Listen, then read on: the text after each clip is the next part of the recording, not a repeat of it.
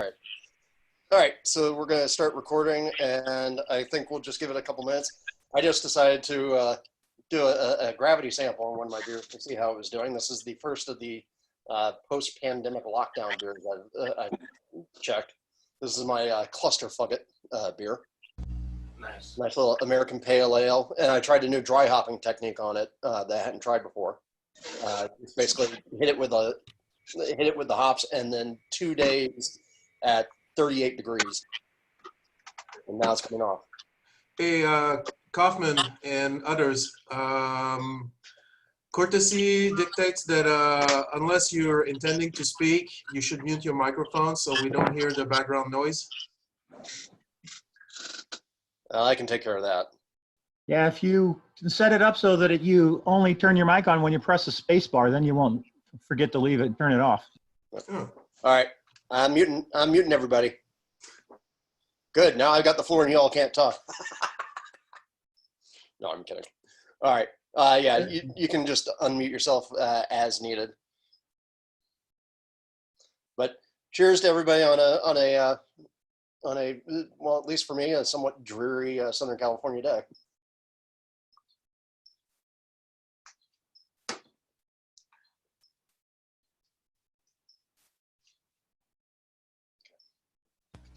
What's everyone drinking today? Right now, coffee. Well, that's allowed. Yeah, as I said, I'm doing my Cluster Fugget Pale Ale, which is made with the YCH put out a blend last summer of Cluster Nugget and Fuggles called Cluster Fugget, and it's actually surprisingly tasty, given that I don't normally think of myself as a fan of Cluster. So This is the last of my growler of industry pills from 818 that I got on Thursday.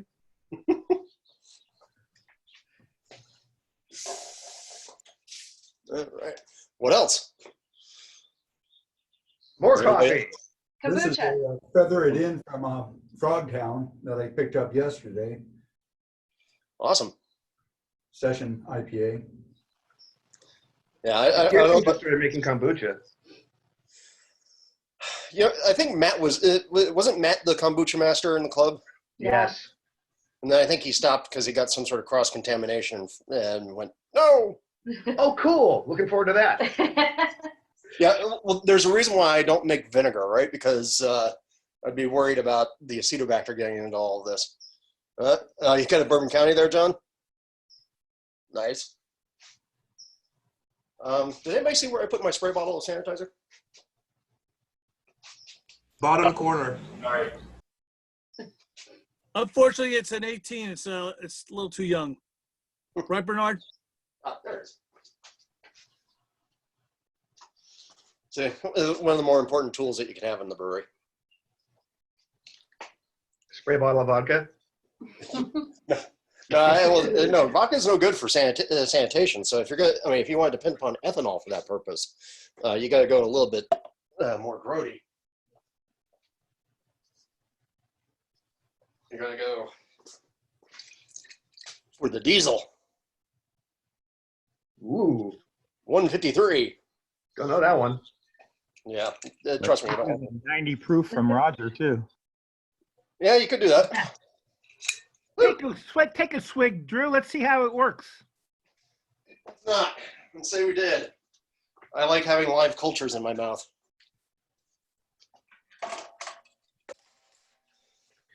We're using Spiritus, which I think is 192, 194 proof to make limoncello at the moment. Oh, there you go.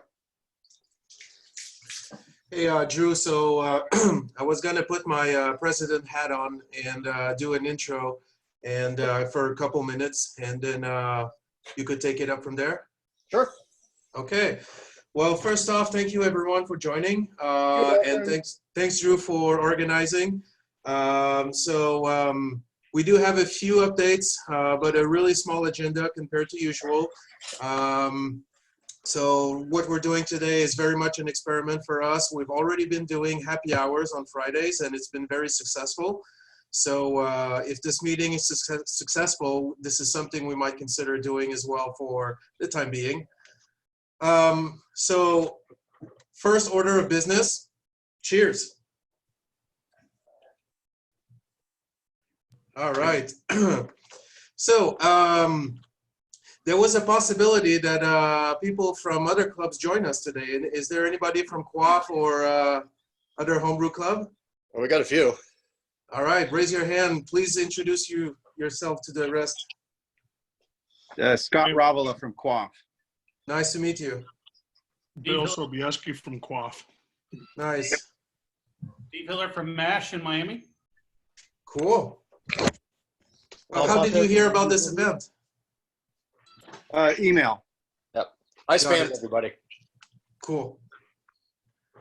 Okay, so I wanted to give a brief update. So as you know, the shop in Woodland Hills is still in business and they're still taking orders.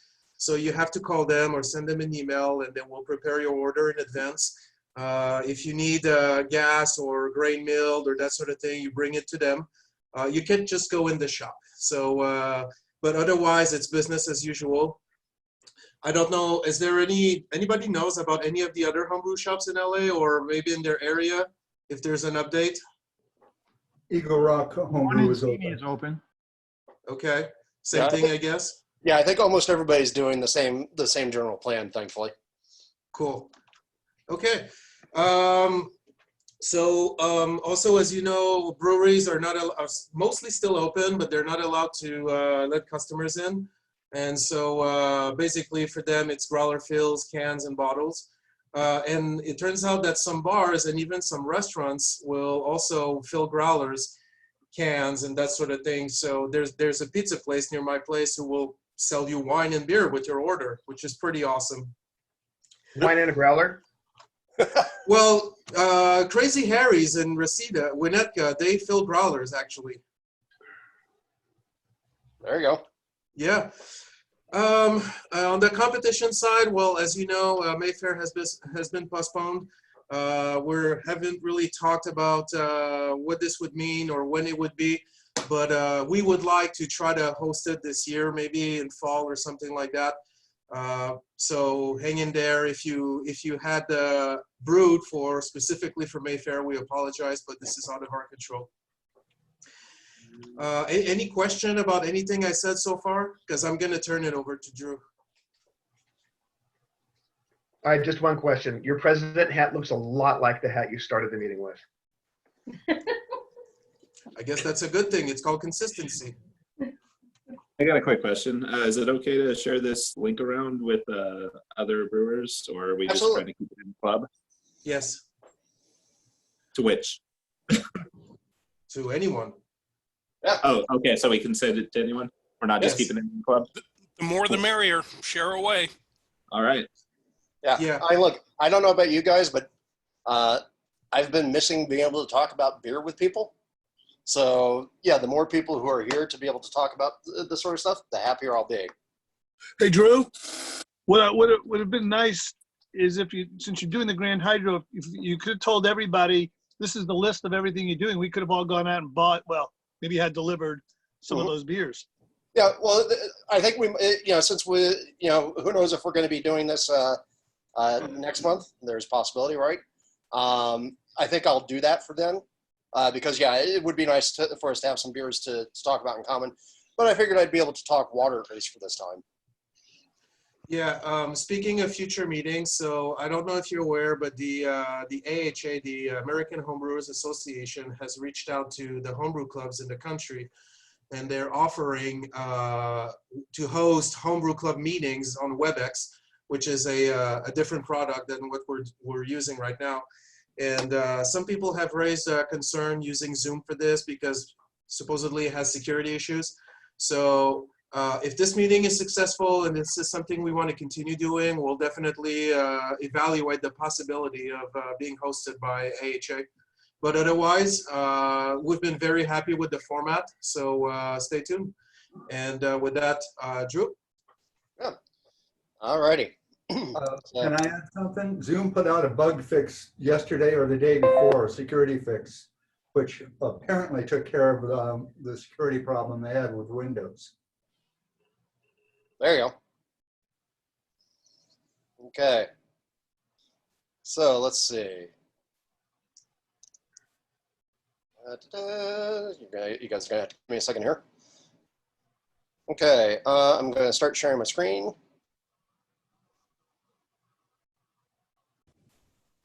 Oh, actually, hold on one second.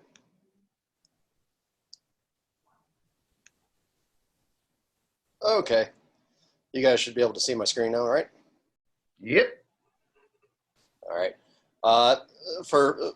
First things first, I want to say thank you to everybody who's helped me put this together. This was actually a sort of a collaboration effort amongst a bunch of us. So, and then of course, a lot of just writing. And this is going to be basically my basic water talk. So first rules here, why do we worry about our water? Water does make up about 95% of our beer, unless you're somebody like Beanie or maybe Craig Chaplin, who, then at least it's still 85% for those people who like to make super strong beer. So it's important for us to get the base to work for us. Now, I will say, you do not have to actually worry about water in the short term. A lot of people can make really great beer without worrying about water, and getting involved in the middle of the chemistry. But worrying about your water is, I think, one of the keys to getting from good beer to great beer, right? To me, the most important thing you ever have to worry about with making beer is your yeast, and making sure that you have healthy yeast and healthy fermentation. Water is right behind that. Okay, so once you get your fermentation locked, you get your yeast locked, then you can start worrying about your water. Okay. So, come on. I've lost my cursor. There it is. So these are my rules about water. If you do nothing else, remove the chlorine and chloramine from your water. Every bit of water that we have that comes out of the faucet is going to have some sort of sanitizer in it, unless of course you're on a well. But you need to remove that, because that is probably arguably the #1 bad flavor that I get in homebrew. Number 2, know your water profile, at least roughly. Do the least that you need to do. I see some people out there who go whole hog on trying to add every water salt known to mankind to their beer, and it's not really a necessary thing, and actually it's somewhat detrimental. Okay, and then the last one is stop stressing, and I'll talk a little bit more about that in a minute. And by the way, feel free, if you have any questions, stop me, ask. Okay. Typical water sources that we have, at least here in LA, we get most of our water from the Metropolitan Water District. It's pretty decent water.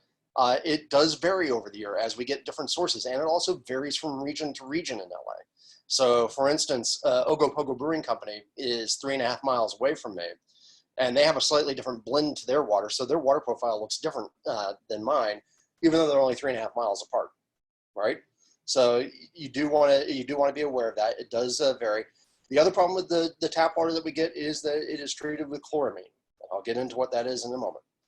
Other possible water sources that you got: reverse osmosis, using machines and membranes and multi-stage filters in order to remove more of your salts. It's really good, but the home units do require pre-planning and maintenance because, as anybody who's had an RO system knows, you don't just turn on the tap and get all your water out in a heartbeat, right? It takes time to gather up the amount of water that you need for brewing. So you do have to worry about that. You do also have to worry about whether or not your filters and your system is in good shape. All right. You can also buy RO water, which is fine, and that's good for occasional needs. And we'll get into sometimes when you want to do that. And the last major type is distilled. And so distilled to me is like RO, except for it's even more neutral. So RO will allow some mineral load to come through, at least in most systems. But distilled water is, barring somebody screwing something up in the downstream, distilled water is basically clear. And then the problem is, of course, we're all going to need to buy it, right? So that's the reason why I don't like to worry about distilled water. It doesn't provide me much use. Okay? All right. So somehow this is great. Nana's not here, honey. This is something else. Put yourself on mute there, please. Yeah, so Now, I want to get into what I think is a very important and timely topic, given pandemics and crises that we're experiencing. Just a brief interlude on sanitation, or as I like to think about it, how we realize that water is some really deadly shit. So that there is Dr. John Snow, and that is a John Snow who actually did know something. John Snow in the 1840s theorized that disease was actually caused by something in the water. At that time, the popular theory was that it was caused by miasmas, or basically unhealthy air. And in the 1840s, he was laughed. He was made fun of. They didn't believe him. They thought he was wrong. In 1854, he proved his theory because he managed to stop a cholera outbreak that was happening in the east of London by tracking it down to a single well, a single pump, and removing the handle from that pump.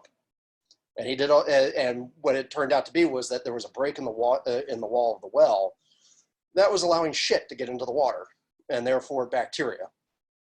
And so that's how we actually figured out how to stop a pandemic before it could go, and the fact that there was something out there, not miasma, but actually some sort of germ that was out there causing it. So John Snow's the source of germ theory. He's also the reason why we have sanitized water.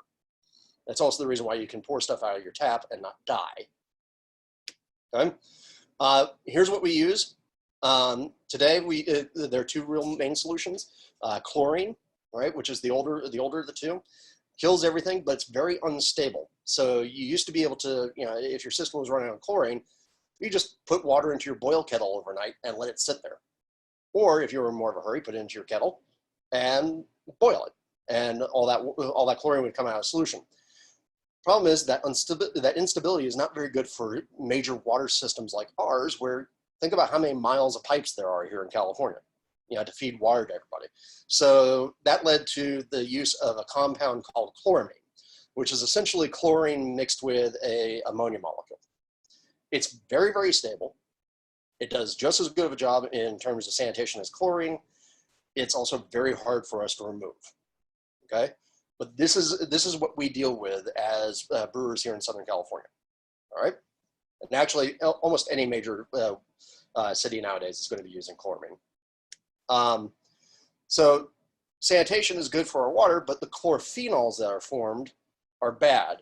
So if you've ever had homebrew, and I swear this is the most common off flavor I get in people's homebrew when they bring it to me, if you ever have it where it has a plasticky, band-aidy, smoky type flavor, odds are it's either from contamination or it's a chlorophenol. And if you like it, you probably like Scotch. If you don't like Scotch, then you probably don't like this flavor. And I certainly don't like it in my beer. So we have to make sure that we remove the chlorophenol. Chlorine, as I said earlier, is easy. Chloramine does require more work. And I know a lot of people out there use the activated charcoal filters. But you have to make sure your charcoal filter is in good shape, and you have to make sure you're running slow enough.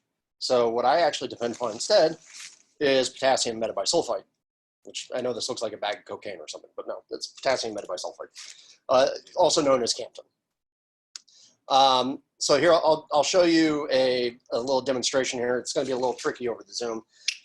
What I have here is I have some total chlorine strips, and this will show you both bound and free chlorine. These are available from Vermont, and I bought these off of Amazon, and they're really easy. I have here a glass of LA water, just poured straight out of my tap. Just dunk that in there, give it a shake, and then within a couple of seconds, you can start to read it. And you can see we're actually not that bad right now. Yeah, there's just a little bit of chlorine in here. You can see that green in the bottom, right? On this bottom cube, a little bit green. The other trick about the water systems is they will routinely go through flushes, where suddenly, if you've ever noticed that one morning you open up your tap in the kitchen and it smells like, like bleach, that's because the water system's doing a flush. And so when that happens, voila, you'll notice your total chlorine goes up. All right, now I have a little pinch of potassium metabisulfite here, right? Very tiny little pinch. This is actually overkill for this amount of water. All I'm going to do is sprinkle it in, give it a stir, chugga, chugga, chugga, chugga, chugga. We'll let that sit for a second. Now, the reason why I like to do this, you can see on the screen, I've shared some statistics. These are from Martin Brungard, who is a professional water engineer. If you're using a carbon filter or an RO filter to remove chlorine, you're restricted to a flow of 1 gallon per minute max in order to actively strip the chlorine. If, on the other hand, you have chloramine, you're restricted to 1/10 of that. You're restricted to 0.1 gallons per minute if you actually want to successfully remove the chloramine. And that's assuming that your filter's in good shape. And just as a reference, when you turn on the spigot for your garden hose and you turn that open, that's 5 gallons per minute. All right. And this is also my other note. Don't use a green garden hose, please, because you don't want those flavors. All right. So same glass of water. This has now been treated. If we do that, give it a quick shake. You can see no real reaction, right? There's just a tiny faint little bit of green there, but no real reaction. You can actually see like the difference here. All right, this one's a little darker. So the Campton's actually removed the chloramine just like that. So this is what I do at home. I literally, in order to do my brew day, I have a spigot with a white water hose. This is one of the RV potable water hoses. And I pour that straight into the kettle. I hit it with the Campton, stir it, come back, and I'm ready to go. How much do you hit it with, Drew? How much of that do you use? Yeah, so the easiest way for most people to think about it is you usually will find Campton sold in tablet form, right? And one of those tablets is good for 20 gallons of water, right? And Campton, by the way, is mostly used as a wine sanitizer. So if you've made wine or you've made mead and done sulfiting for your mead or cider, then you already have the parts on hand. So for most of what we would need to do is like say 5 gallon brewers, you'd need like a half a tablet, to treat your sparge water and your mash water, right? So can you OD this Camden OD? Can you use too much? You can, but boy, you got to be trying. So if you use one tab because you're lazy for 20 gallons, but you use it on a 10 gallon batch, 14 gallon batch, it's going to be okay, correct? Yeah, you'll be fine. Yeah. Yeah. No, I mean, the worst thing that happens with Campton usually is, all right, so if you add too much potassium, that can be a problem, but you'd really have to try to do that. If you add too much sodium, if you're using sodium metabisulfite, we'll talk a little bit more about sodium in a minute. That can also cause issues, but you really got to really be driving it in order to try and get that done. Okay. All right. So water reports, I told you it's important for you to know your profile. I never trust a recipe that just blindly adds water salts, at least not for my area, right? I know I can usually assume at least, hopefully, that if I got a recipe from somebody like say Craig, and he gave me his triple IPA recipe and it said, use X teaspoons of gypsum in it, I know that works for Craig's water, right? But that doesn't tell me how that works for me. So to my mind, you have to understand where you're starting from roughly. The easiest way to do it, your water district does a report every year. It's federally mandated. So you can find it online. I've put the link for the DWP's water report. It does get updated usually about a year in arrears. The only problem is that's an average for the region, an average for the water district. You don't really know what's coming out of your tap that way, but it can at least be a good enough way to get started. Better, you can go and get yourself a home kit, and you can test a lot. And give me 1 second.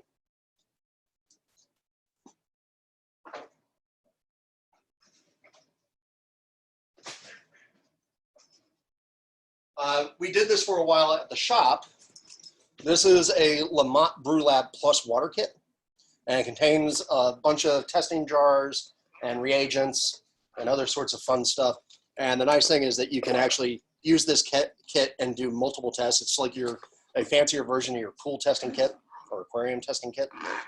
But the problem is you're still depending upon what you can do with that. The gold standard, by far and away, and the one that I suggest everybody do at least once, is Ward Labs, right? And Ward Lab has a test. They change the numbers on them all the time. Don't ask me why. But the test is currently called the W501 Brewer's Test. And it basically tells you everything you need to know about your water. Now, the trick is, and the thing I need to do this year is I actually need to update my profile because I'm still running a couple years back. I was talking with Jason over at Ogopogo the other day, and he does a water report via Ward Labs every month, right? If you remember listening to old Brewing Network shows, Colin Kaminsky talked about he would test his water ahead of every brew using something very much like the Lamont kit there. But, you know, that's a little nuts. I want to talk about that. There was Kelsey McNair down here at North Park Beer Co. Yep. He did a presentation on water, and he actually took, I think every month for 2 years or something, he took water samples, and it's Alvarado source down here in San Diego, but the range of, parts per million of all the compounds that you need for water salts, it was all over the map, and he actually charted it out and showed that the change is the only constant when it comes to Southern California water. Oh yeah. Well, I mean, you think about it. We don't have enough water here for everybody that we've got. So we're taking water from all over the place, and then it gets blended together. If you look at the LADWP report, right, they talk about, okay, hey, we get this much water from the MWD for this area, plus local wells, plus some Colorado River water, plus this, that, and the other. Yeah, it comes from all over the place. I want to do something very similar to what Kelsey did with at least my area so I can understand. But yeah, this is the reason why you don't have to be perfect about this, but you at least get a good idea of where you're starting from, right? So as some examples, this is the MWD report for the Valley. And it varies all over the year, all over the city.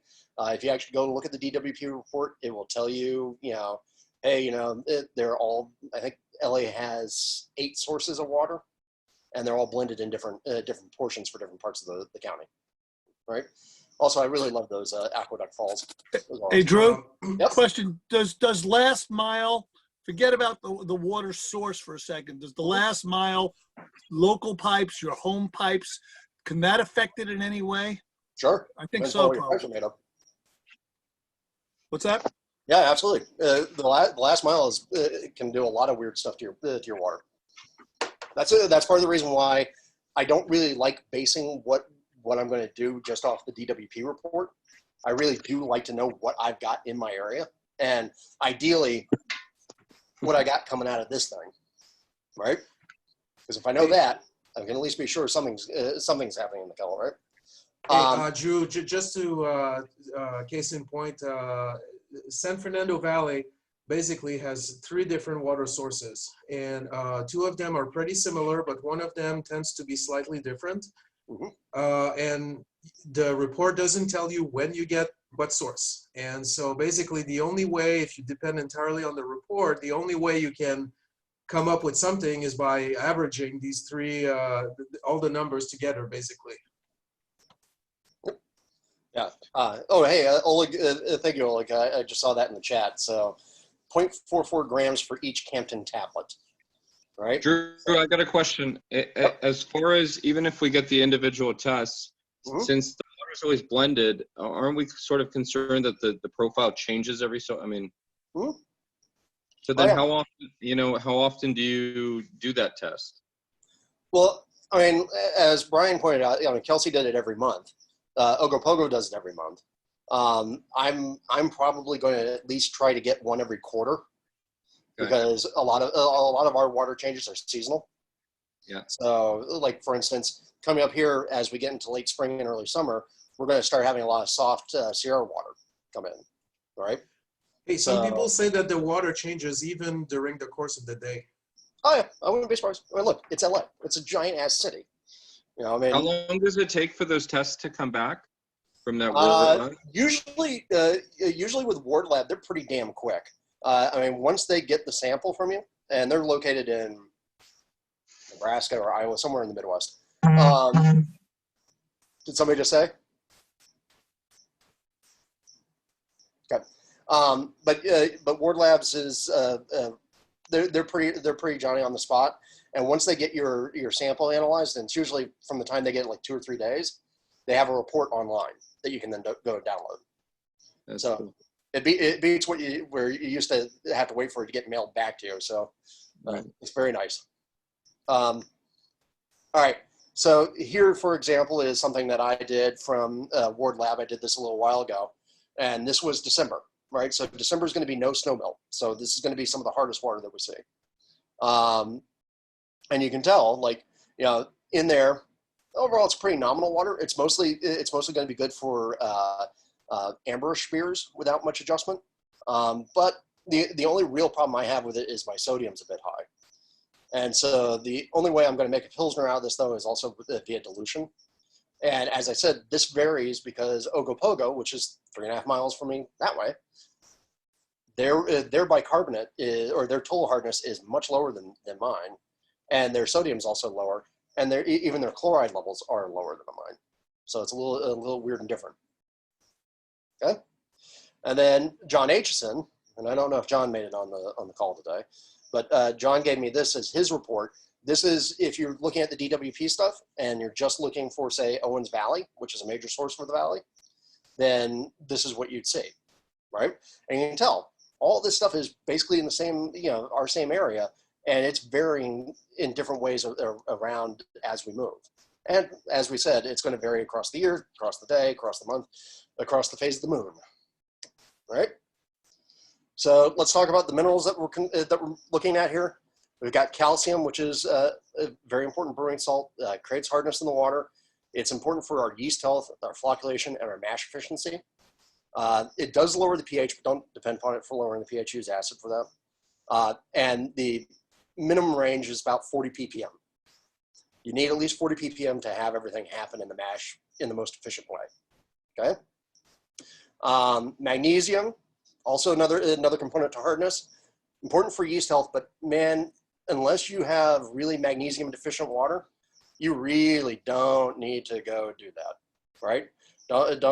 I know some people like to use Epsom salts to boost their sulfate level, but you got to be really careful because a little bit of magnesium goes a long way, and too much of it creates hard water. And for everybody out there who's saying, hey, RO water, remember, yeah, you either got to buy it, and those cheap RO systems are not worth it. You can test the water that comes out of a cheap RO system, and you'll find that you still have a heavy mineral load. Sodium, it's another great one. We love our salt here in America, and it does enhance the flavor, but a little bit goes a very long way. And if you have too much of it, it will be very, very harsh, right? I tend to keep my sodium levels somewhere around 70 or below. And you saw my default water profile is already starting me at 51. So I really don't have much room to play any adjustments on sodium. We have sulfate, which again, for American hop-loving beer aficionados, is probably our favorite. It increases the apparent dryness of a beer, right? So everybody talks that, sulfate boosts the hop character. It's not really doing that. It's doing it via an indirect effect. What it actually does is it changes your perception of the malt. And because it sort of dampens down the malt character, allows the hops to shine up better, right? So the ideal range, you'll see 0 to 350. Really don't push that upper end unless you're trying to do like a Burton IPA. I usually find like 150, 200 is about the most I like. Again, that's my philosophy of like doing the least that you need to do. Chloride, it's the other side, right? So if sulfate is yin, chloride is yang. It's a negative ion of chlorine. It increases the apparent fullness and promotion of the malt, right? So if sulfate dries that back end of the beer out, chloride bumps it up. And this is what you go. Yeah, sodium and goes. You have to be really careful with it. I can't tell you how many times I've had a super over salty goes, and the difference is about that much. Bicarbonate. It's our primary or alkaline buffer. We need to use either acid or dark malts to overcome it, and that's part of the reason why you saw things like London becoming so famous for dark beers like porter. It's because their water was heavily bicarbonate. All right, now what we're changing when we add acids and salts, we're changing pH, right? So the measure of hydrogen ions in solution, 0 to 7 is acidic, 7 is neutral, 7 to 14 is basic. We do not ever care about your water pH, right? I mean, you care about your sparge pH, but you do not care about your water pH. What you're actually really caring about is your mash pH. And so you want your mash pH to be somewhere between 5.2 and 5.5. You do want to measure your pH at room temperature. If you have a pH meter, that's great. 2 other notes I will tell you. Do not think of pH as being a measure of how sour something is going to taste. I see way too many brewers out there going, oh, look, I made a kettle sour, and the kettle sour came in at 3.2 pH. Hey, it's super sour. It's not. That's not a reliable gauge. It's a super easy measurement to do. If you want to actually get a notion of how sour something is, the right way to do it is what they call a TA, or titratable acidity, which is a big thing for winemakers. Winemakers will do this all the time. So one of these days we'll get Dave Lustig to give you guys a lesson on TA. Okay? Hey, Drew, when you talk about the pH for a second, if you have too low a pH, though, if you go down to the low 3s, for some reason, I don't know why you would. Oh, it's a bitch for your yeast. Yeah, that's right. Yep. Yeah, I mean, wine yeast are adapted for lower pHs, but yeah, beer yeast don't really like super low pHs, which is the reason why you see a lot of these people making these kettle sours that have fermentation health issues. All right. All right, calcium sulfate, that's the gypsum that we all love. 1 gram per gallon gives you about 150 parts per million, right, in your beer. You can use it to adjust the calcium levels, but really what we're all using it for is hop bitterness. Hardness, it's a measure of concentration of calcium and magnesium. Temporary hardness, it can be precipitated via the boil. Permanent hardness is what gets bound up with everything else. And a very important lesson, something I learned from John Palmer, is you can still brew with hard water. You just got to play more games. Alkalinity, it's the measure of how much buffering capacity our water has. So if you think of pH as the hydrogen ions, alkalinity is hydrogen carbonate, right? So the real thing about alkalinity is it's how resistant your beer or your water is to lowering that pH, right? So and it's different than being basic. Okay, now this is the weird one for what we do. It's a brewing specific thing called residual alkalinity, and it was developed over the years. But basically, it's how much buffering power does your water have after you've hit it with malt, right? Because when you hit it with malt, what will happen is calcium and magnesium will interact with phosphates that are in the malt, and they're basically making an acid.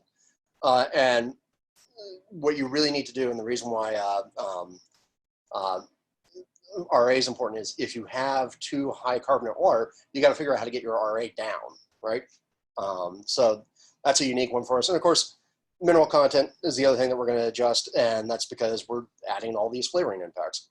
So I do recommend, again, that you treat them like salt. You can put salt, you can put more salt in later. You cannot remove salt. All right, so treat all these mineral additions that you're going to do as if though you're seasoning something, because you are. Okay. All right, how we change? The salts, all of these. Oh, you know, I screwed up. That sulfate chart should have been over here. Yeah. Oh well. You do have to be aware that minerals come in different varieties, and if you use 5.2 from 5-star, I'm going to give you disapproving looks. All right, everybody wants an easy solution for this. Don't do it. 5-star is basically a buffering agent, and it adds weird flavors, in my opinion. So learn how to do. Okay. So calcium chloride, as I said, this is the yin to gypsum gin. Get about 169 parts per million of chloride per gallon or per gram per gallon. And again, use that to adjust your calcium levels and also make beer for fuller. If you've seen the big debate about New England IPAs, for instance, is it chloride centric or is it sulfate centric, right? And so a lot of people want to push New England IPAs to be very chloride centric, and push West Coast IPAs to be very sulfite centric, or sulfite. Sodium chloride. Somebody was asking about salt earlier. 1 gram per gallon is 104 parts per million. So one gram per gallon is too much in my mind. So the other thing I will also tell you, I mean, I know kosher salt has become very popular in the past decade or so. So hopefully this is less of a problem. But don't use iodized salt, please. Iodized salt will make your beer taste weird. Okay. Magnesium sulfate, this is the Epsom salt. Again, you can see it gives a good amount of sulfate, but it also gives a fairly large amount of magnesium, and I really don't like it. So I know there are some traditional recipes in there that will use it, particularly for, like, say, I'm going to make a classical British IPA. Be careful, please. Calcium carbonate. This is chalk. Everybody loves to use chalk, or it has in the past, because it gives you a big boost of bicarbonate. And the problem is it does not like to dissolve in brewing water. So the way that you actually, if you talk to folks like Martin about how you get chalk to actually dissolve in some place, you need to actually expose it to CO2 pressure. So you put it in a 2-liter bottle, a little bit of water, put your chalk in there, put one of your carbonary caps on there, and hit it with CO2 and shake it, and then it will dissolve. In general, my recommendation is to skip it and instead use calcium hydroxide, which is pickling lime or slaked lime. It gives you more bicarbonate. It dissolves easily, and it allows you to get that alkalinity to take off the edge of your roasted malts. But you do have to be very careful because it is very, very, very powerful. Okay. Sodium bicarbonate, baking soda. Again, you get a lot of bicarbonate out of it, but you also get a shit ton of sodium, and I hate it. Right, so I don't like to use baking soda. It was used fairly heavily traditionally, mostly because it was an easy source of bicarbonate for people to find before brew shops existed. So I tend not to use it ever, except for if I'm going to make a kid's volcano. Acids, I got a couple. Lactic acid is the common one. It's very reliable. It's relatively safe. It is one of the weaker acids that we use. If you have to use too much of it, like if you have a lot of bicarbonate, if you have to use too much of it, you can actually start to detect the taste of it. It makes your beer kind of taste tangy, a little bit yogurty. So be careful when you use that. I had to throw this in here because John Aitchison would give me crap otherwise. If you want to be if you want to be that compliant, you can use acidulated malt, or you can perform a acid rest in the mash to create lactic acid in real time. However, just use lactic acid. It's far easier. The other one that people use a lot of times in brewing is phosphoric acid.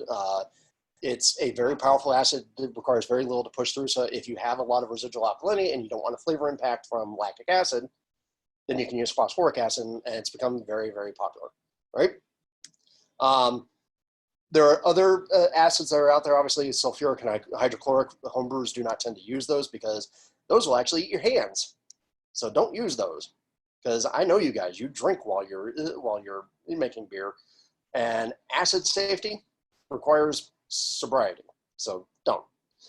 There are other acids that you can use, obviously, like acetic, citric, malic, tartaric, but they're too weak for our general purposes and they add too much flavor, right?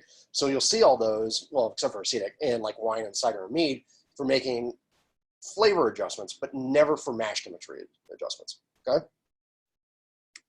All right, so choosing what to change. As I said, no matter what, clear your water of the chlorine and chloramine, get your mash into the 5.2, range, or 5.2, 5.6 range. You might be using acid, watch the RA number, and you need to get your mash calcium to at least 40 ppm, all right? Now, one trick, if you're like doing a Pilsner, and you don't want a large load of calcium in the finished beer, what I've seen people do is they'll actually calcify the mash water, so they have their 40 parts per million, and then they'll turn around and not do anything to their sparge water except for acidify it, so the calcium level drops in the finished beer, right? You can choose to use beer history, so we all know the stories, lots of historical brewing styles tied to cities. I just talked about London, we talked about Burton-upon-Trent. We have tables for sort of generic city profiles. I don't like them because I don't know when they were drawn from, what the averages were based on, what the brewers ever did to their water, right? I mean, a lot of places with high bicarbonate water, they boiled their water before they made beer. So I don't recommend this approach, except for generally as general guidance, like, oh yeah, if you want to make an IPA, more sulfate. If you want to make a porter, you need more bicarbonate. Don't depend upon those tables. At least in my mind, I think those tables are full of shit, right? If you want a classic example, go look at like the tables that you see for Edinburgh. Edinburgh varies even more wildly than LA does. Yeah, and Brian, you're right. Do not make city water. You can do by numbers. So one very popular thing that a lot of brewers will do nowadays is they'll worry about their chloride sulfate ratio. So again, more chloride's maltier, more sulfate's more bitter. And so you'll see numbers tossed around for different ideas for how much of those two salts you should have, right? I was talking, like I said, I talked to the folks at Ogopogo. For their New England IPA, they actually end up with something like a 3-to-1 chloride to sulfate ratio in order to get their Charlie to be, sort of very full-bodied. The big thing, though, is you got to pay attention to the numbers. You can't just pay attention to the ratio, because 300 parts per million of chloride and 150 parts per million of sulfate tastes a lot different than 150 and 75, even though it's the same ratio. Okay. The other thing I will also say, even if you're going to do something like the city tables, don't obsess with trying to get your numbers directly perfect, right? We're not doing lab grade science here. And also you won't be able to taste the difference. By flavor intent. So this is another strategy. Picture what you want to taste, adjust based on that. A lot of brewers, and some of the examples I'm going to give you guys in a second, have sort of default profiles that they always use. And it's very easy to do that once you know what your water is doing, right? And so, like, for example, the hoppy beers boost the sulfate, malty beers boost the chloride, pale beers dilute with RO. And then finally, by color and taste. This is a bit of refinement. Anybody out there who's used brewing water has seen this in there. And it's actually how I do a lot of my stuff now. And instead of thinking of style and flavor, think about what the color of the beer is, because that's going to impact your residual alkalinity, right? The darker malts are acidic, so you need more alkalinity if you're going to go darker. So you think of color, and then you think of what balance you want. Do you want the beer to be full? Do you want it to be balanced, or do you want it to be dry? And that way, instead of fucking around with the theoretical city profiles, you now have a guide to just basically do, oh, hey, this is going to be a beer that's going to be pale, and I want it to be really bitter, so I'll go yellow dry, right? So a very easy way to think. I kind of like it. Now, give me 1 second.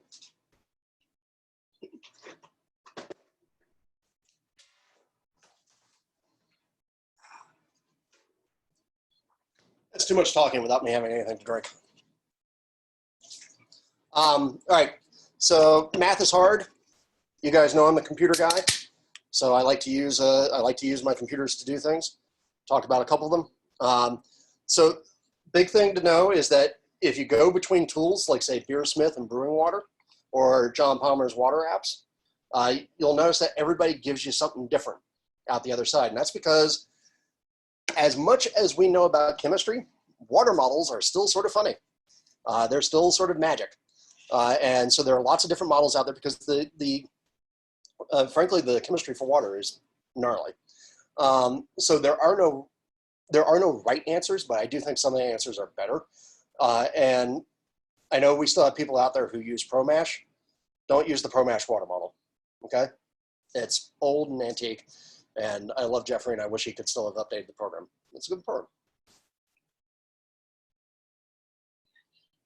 Cheers. All right, so Beersmith. It does have an updated water model. It's still not the most sophisticated one out there. It does have a water profile tool, and what's actually kind of cool about it that it does is it has a fit function. So you push a single button, and you get a final graph. And I don't know if let me pull up Beersmith here real quick. And let me give me 1 second. I'm gonna share Beersmith with you guys.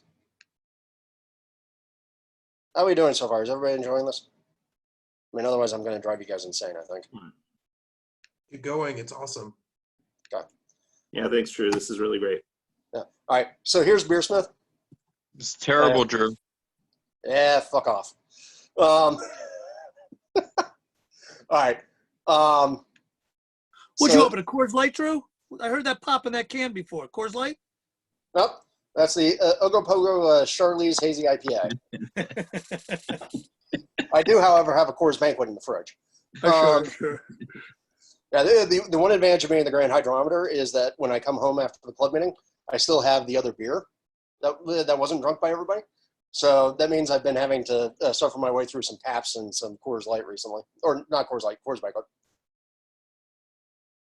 So here in Beersmith, one of the things that you can do is you can actually come in and you can set up your water profile, right? And so I've put in a Pasadena water profile here, and I've saved it. Now, and then when I say, hey, I want I want to choose a particular target profile, right? So this was an IPA test that I set up. So I chose a Burton-on-Trent water profile. Remember what I said? I don't like city profiles, but this is one of the things that Beersmith will do, right? And you can set up other target profiles, but by default it thinks in terms of, oh, you want London water. I don't like that. But what's cool is that once you know your own water, and then once you've chosen a style, you can say match target profile, and it will tell you what to add, right? And so you can see on here, it's telling me, okay, for your IPA, add 3.3 grams of gypsum, 1.6 grams of Epsom salt, and then 0.2 grams of baking soda and chalk. You will notice that there are a couple things in here that I don't do and I don't like. So I don't use the Beersmith water profile. It does work, but it's not my favorite thing. Okay, but again, the water entry. I mean, the nice thing about it is the water entry is relatively easy, right? You can come in and you can say, create a new one and just enter in your parts. The thing I don't like is that with Beersmith, at least as far as I can tell, what you have to do is, start with your base water profile and then save it out as a new water profile and attach that to the recipe, right? So, and that's the reason why you can see in here, here, it's Pasadena IPA water, right?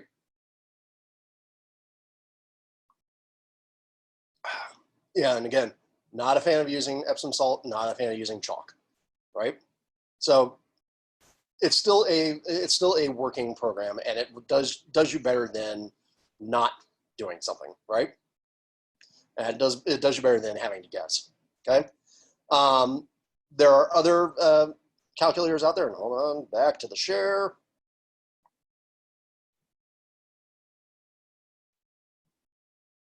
There we go. Wait. Yep. So that's Beersmith. It is relatively easy to use, but it's not my favorite tool for this. Drew, was that Beersmith 2 or 3? That was 2, I think. They've updated all the water profile stuff for version 3. Yeah, let me. Yeah, it's still 2. All right, Palmer. Obviously, John Palmer flies around the world talking about water. Wrote a whole book on it. If you ever need help falling asleep, it's a perfectly good solution for sleeping. It's a very dense book with a lot of chemistry in it. It's actually a lot of good knowledge. It's just hard to get through. But Palmer does have apps and a spreadsheet, and he has an app that's designed for your phone.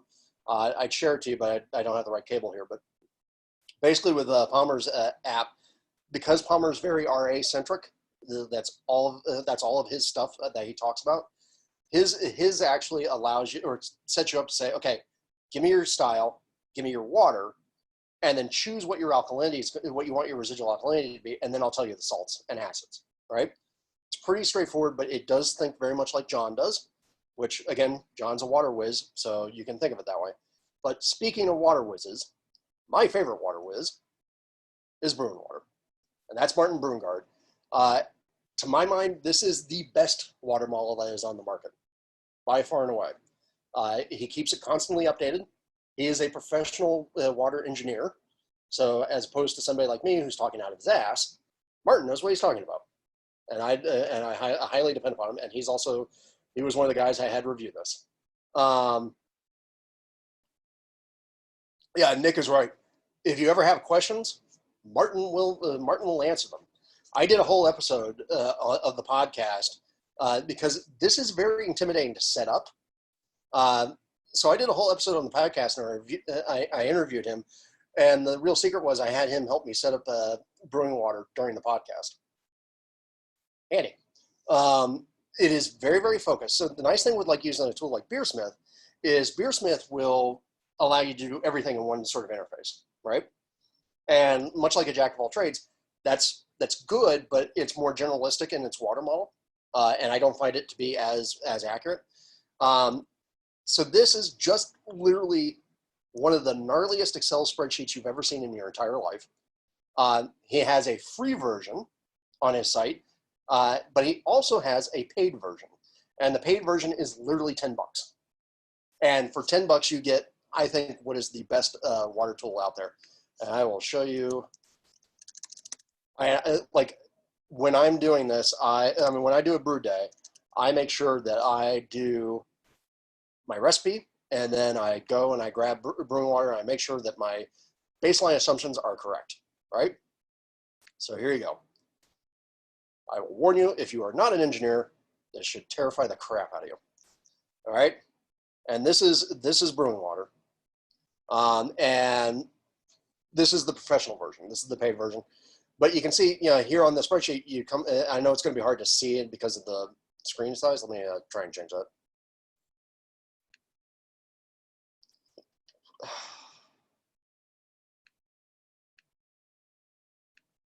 There we go. Ta-da.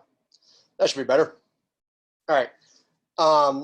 You can see you come in and you report in all your salts, just like every water tool out there will do. They'll have you report in your salts. And then it does a bunch of, he's got a bunch of different things in here to do different corrections. He's also showing you like, hey, you know, here's other things that we've calculated.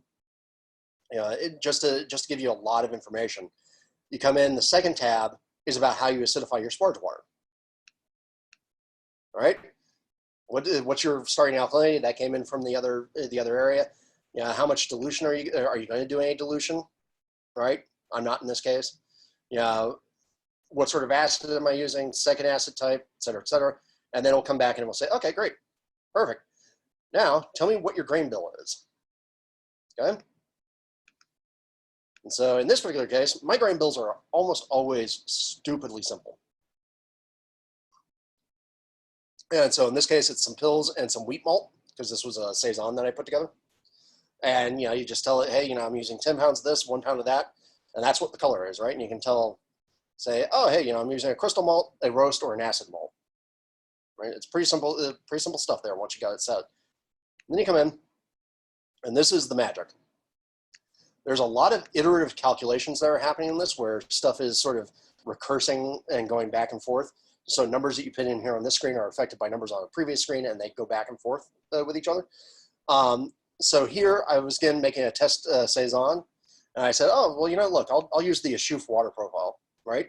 Or, you know, use your yellow full, your yellow balanced, your yellow dry, amber full, amber balanced, not amber dry. This is how I almost always do this, right?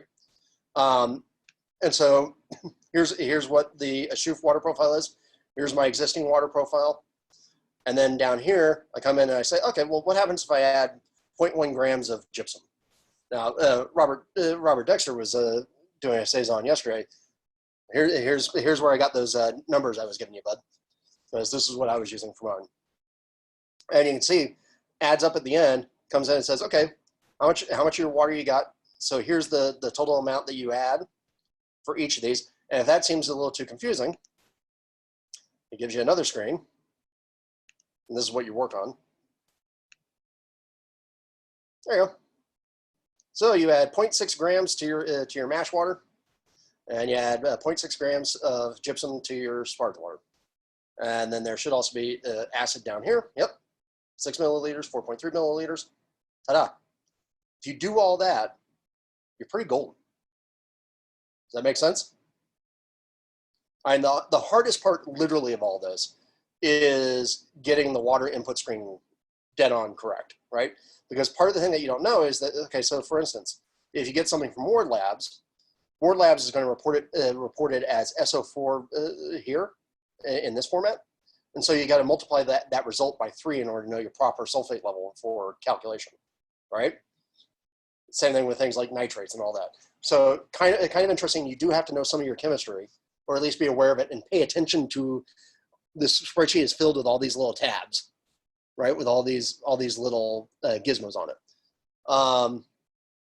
So again, this is a lot of information that you have to absorb at first.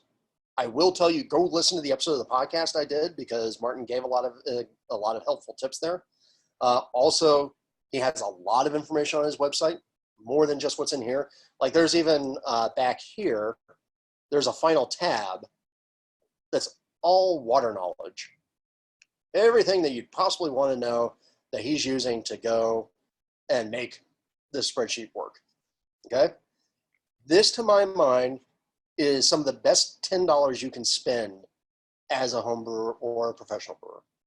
You know, Martin's a great guy, gives a lot of good information, and he does it for the cheap. Okay? How we doing? Did I just make everybody go, hey? All right. I love brewing water. I will carry brewing water's water until the end of time, so to speak. Drew, do you always use Pasadena, or do you use RO sometimes as well? I will use RO sometimes if I'm doing something that requires it to be very pale, without any real water flavor impacts. So, like if I was trying to do a real honest to God Pilsner, then I would, right? But I'm not trying to. I don't usually try to do a real honest to God Pilsner, so I don't usually worry about it. And right now, I can't go anywhere to go get any. So, all right. So making the changes. You'll need a scale, a gram accurate scale. I think Jamil used to say you needed a scale that was good for weighing out cocaine. Because I do not like, I mean, I know that measuring by volume is easy, but it's very inaccurate. And the bonus is if you get a good scale like that, you've got better weighing of hops. Now, again, it's another expense, but it's like $35.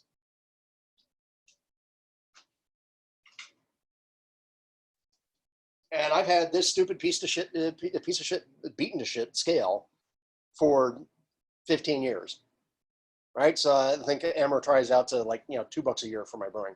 Well, now I think I'm kind of needing to replace that because it's kind of getting grody. All right. You can, a pH meter is nice to have, but they are kind of a pain in the ass. They do require maintenance. They do require additional probes. But they are far, far, far more reliable than testing papers. Because testing papers, just like what we did here with the chlorine testing, you know, you're doing a lot of like, hey, I got to depend upon what I can see, right? And that's not so great. So to me, if you're gonna really worry about pH, get, beg, borrow, steal a pH meter, and then once you start to figure out is if you've got your water model correct, and you've built up faith in your calculations that you get out of either Beersmith or Palmer's Water app or Brewing Water, you just can trust that you're going to hit your pHs correctly. Every time I've set things up correctly and checked it with my pH meter, they work. So Drew, you need to mention not to use those strips. Those strips are awful. You need a real meter. So how often do you have to calibrate your pH meter? Well, so that's the real trick, right? So you got to make sure you store it correctly, right? And so that's got to be, you know, in the right solution for the entire time. If not, you're probably going to have to replace your probe. Although actually I talked to the guys at Lamont because my pH meter hasn't been stored properly for a while. And I asked them, you know, were there additional probes for it or what I could do with it? And what they told me was, well, try storing it in some pH4 solution for a while, and that can usually actually restore its function. But yeah, if you're going to calibrate the damn thing, if you're going to go through all that trouble, you calibrate it every time, right? Every time you use it, you calibrate it. And it's no big deal to calibrate it. You know, no, it's basically here's some pH4 solution, here's some pH7 solution. Yeah. And go clink, clink, right? I mean, it's fairly straightforward. To me, actually, the biggest issue with pH meters is just doing the storage, right, and making sure it stays safely stored.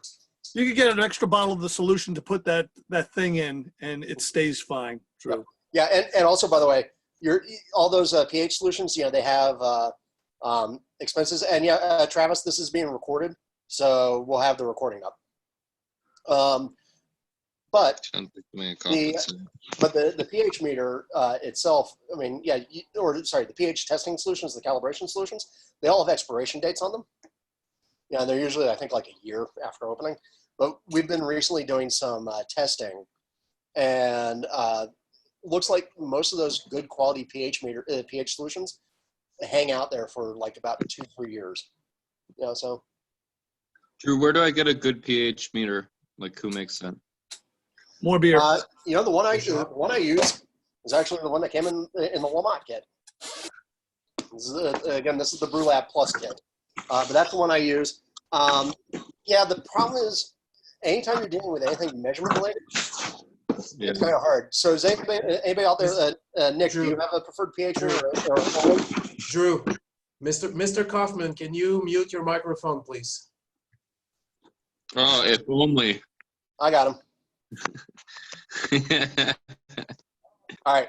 So who out there has, so I saw some, oh yeah, there we go. So Milwaukee Instruments, yeah, Milwaukee makes great stuff, and Hannah. All right, and we got Blue Lab, which I don't know, and IPRA. So you got options. Hannah is an old school trusted name. So is Milwaukee Instruments. Milwaukee Instruments is the company that makes the digital refractometer I have because I'm a nerd. So that's good fun. But yeah, to my mind, it's more important that you get the scale first, then get the pH meter. The pH meter is more expensive, and I think usually you can depend upon your calculations once you know what you're doing, right? So go find a friend who has a pH meter. Go bug John Kaufman. You know, go bug somebody. All right. Funny, Drew. Funny. Just trying to help you, man. All right. Blue Lab is hydroponic. Bob, I don't want to know what you're doing with hydroponics. All right. Oh, these days, I guess that doesn't matter. All right. So salts. You got 3 places to add your salts: the mash liquor, sparge water, and boil kettle. Add to the liquid, not the full mash. I've seen people do this before, and that's dumb. All your brewing salts dissolve pretty easily in water, except for the chalk. Remember the CO2 trick. If you're not doing huge chemistry changes, like you're not really trying to fight like a large amount of bicarbonate, or you're not trying to add more alkalinity, like in an extreme range, you can just go ahead and dump all the salts in the mash and ignore the sparge water. I know a lot of people who do that. I still do both because I don't find it to be any more work. And if you find recipes that are out there that are doing things like adding salts to the boil, those are all about flavor changes and not water chemistry changes, okay? Acids, you got 2 places for those: the mash liquor and the sparge water. As always, basic chemical safety applies. Add your acids to the water, not the other way around. Even though our brewing acids are relatively safe, don't be a dummy, because if you get something that isn't safe, you're going to have an ingrained habit. So always add your acid to the water, not the other way around. And even if you are doing all your salts in the mash liquor, still make sure that you acidify your sparge water, okay? And the reason for that is, I don't need a Rolls Royce for a pH meter. But yeah, we're getting from Hannah. So the reason that you want to make sure you acidify your sparge water is if you don't, you are likely to have, you're going to have a rising pH, right? Your pH is going to go more alkaline, or more basic as you're sparging. And if it goes more basic, you'll start to extract tannins, right? So, and tannins are not good. Remember, we always used to be told, don't squeeze the bag, don't squeeze your mash, don't do this, that, or you're going to extract tannins. You're not extracting tannins via mechanical action, you extract them via chemistry, okay? Last thing that you need to worry about is water, as John pointed out. There are times when you want to use water because, again, you can't pull the excess out of your own water. But you can dilute your sparge and strike waters to make sure that you reduce the excess minerality. So, like, for instance, if I wanted to reduce my bicarbonate, or I wanted to reduce my my sodium levels, right? I could use a little bit of RO water or a little distilled water and drop those levels down, right? Because you're averaging against 0. Okay. Make sure you do factor that into your water chemistry. As we showed, both Beersmith and John Palmer's and Brewing Water all have dilution calculations in there. So that's good, right? Okay. And now finally, we're coming into the home stretch, folks. But here are some examples that I've gathered from people around the club and from around the industry. So John Aitchison, we all know John Aitchison is a Pilsner guy, right? If you stick that man with an IV bag for a blood donation, you're going to get Pilsner out of him. What he does for his Pilsners is a 50-50 blend of the Owens water, right? So Owens Valley, which is basically the MWD water that we get, and 50% reverse osmosis. For his other beers, he'll do just the filtered Owens Valley water He likes to do city profiles. I don't. He uses Beersmith to adjust. He likes carbonate in lagers for fullness, and he treats his Trappist and Flemish beers like English ales because of the town of Poperinge, which is in West Flanders. It's a cute little town, wonderful church, nice little hotel with a really fantastic beer cellar. But that's what John does for his beers, right? Izzy, I don't know if Izzy made it on here today. He does his 5-stage filtered water from Azusa, right? So he's about 10 miles that way from me. And he uses phosphoric acid for his mash because, again, phosphoric acid is better for adjusting mash chemistry or mash acidity. He uses lactic for the sparge. And that's a very common thing that you find with professional brewers. He uses gypsum to the boil for his hoppy beers. Hey, Drew, can you say why? Why what? Why using phosphoric for mashing and lactic for sparging? Yeah, well, because you know what? I mean, phosphoric is a very powerful acid, but it works better with malt, right? It fights the malt buffering better, or sorry, the alkalinity better. But it also will drive the pH down on sparge water way too hard.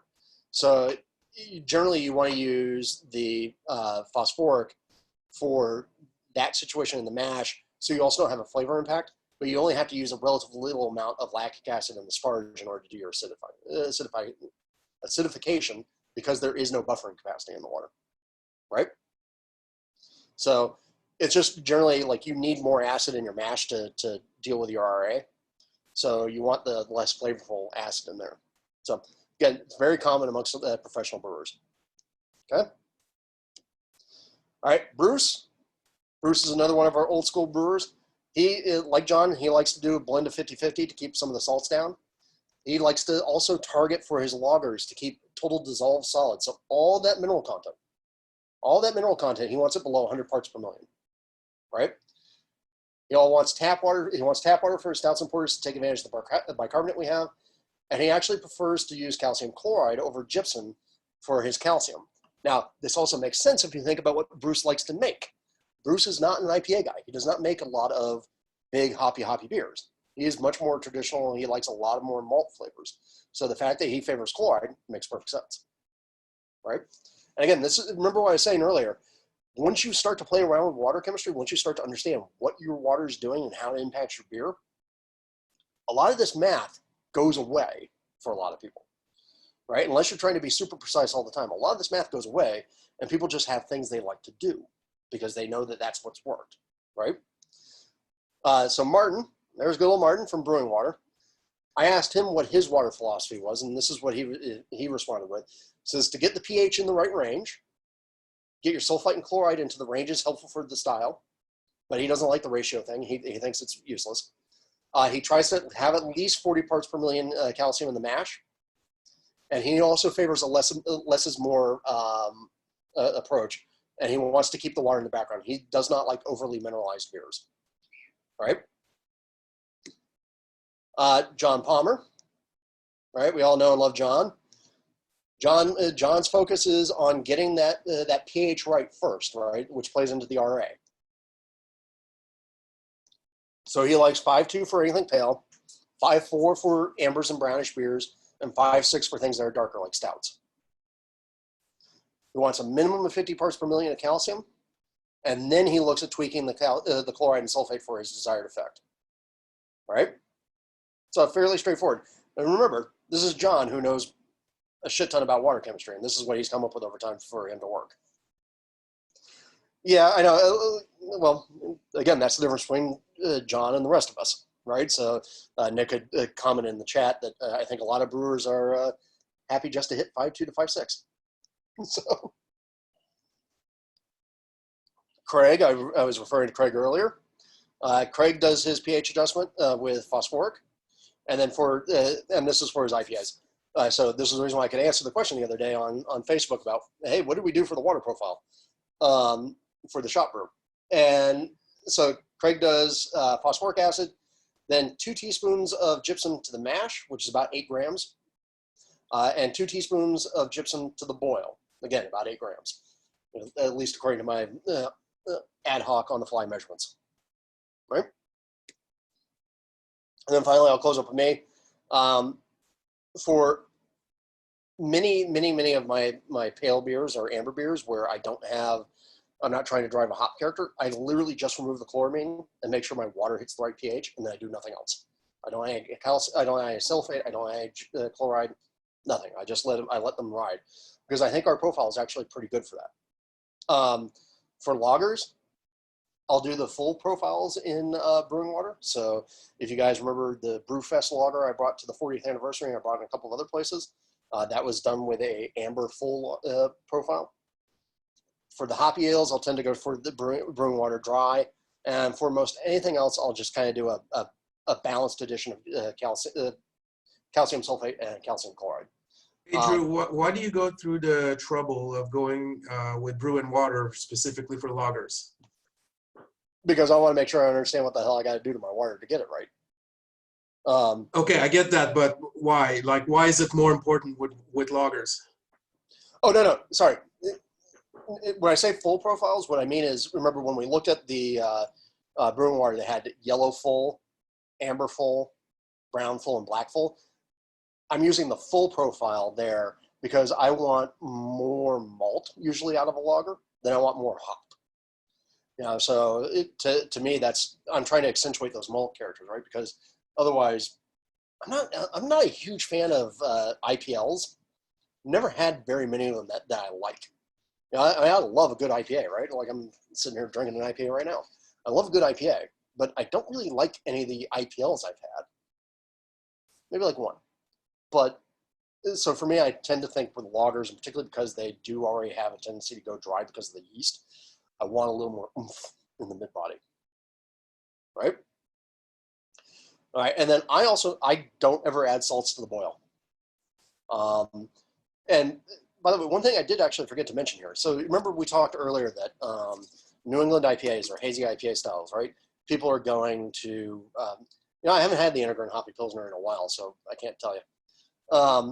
The hazy IPAs, people are always talking like, hey, you know, you want more chloride in this than sulfate, right? Because you want to boost the malt character and de-emphasize the bitter hop characters and allow more of the hop oil to come through.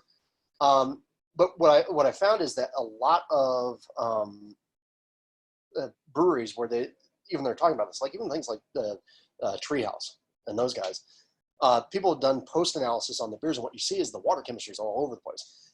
Very important thing to realize is that after the mash, after the boil, after fermentation, after packaging, all sorts of different water salts are falling out. So just because you add 300 grams of chloride into the mash doesn't mean you're getting 300 grams into the glass. Does that make sense? Okay. All right. So I know that was a fire hose. Thank you for sticking with me. I want to make sure that thanks to Martin and John to making sure I was being mostly correct. And also thanks to everybody in the club who gave me inputs and saw the talk earlier so that we could get this to be something, right? So I will say again, just as an emphasis, get that pH right, get the chlorine and chloramine out, and do the least that you need to do in order to get the flavor impact that you want, okay? So that's my big advice. Make sure you follow those, and I think don't freak out. Okay. All right. Any questions? Yeah, Well, one. we should clap for a second. This was great. Woohoo! Good job. I do have a question, Drew. Okay. Can potassium metabisulfite, when it reacts with chloramine, breaking it down, what does it break down into? Trying to remember, I forget the exact chemistry, but I think it basically cleaves. And maybe Oleg, can you answer? Because I think if I remember correctly, it binds up the chloramine and drops as a salt, doesn't it? Oh yeah, and Oleg, that's exactly what I was talking about, where they did Treehouse. Tonsmere and Scott, and I think it was mostly Scott, did post-fermentation chemistry analysis of Treehouse. But yeah, I think if I remember correctly, the Campton binds it into a salt and precipitates it, and essentially neutralizes it. Yeah, I think there's also a gas that just outgasses. I'm not sure. I was under the impression that Camden removes chlorine, but not chloramines, and you actually have to use a carbon filter to remove chloramines. No, I mean, I've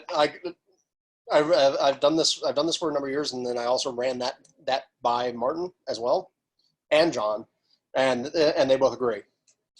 The Campden will remove the chloramine. It's supposed to. It's supposed to, Drew. Real quick, I saw one question come up about the water filter machines that you see at the grocery stores. Are they reliable? Maybe.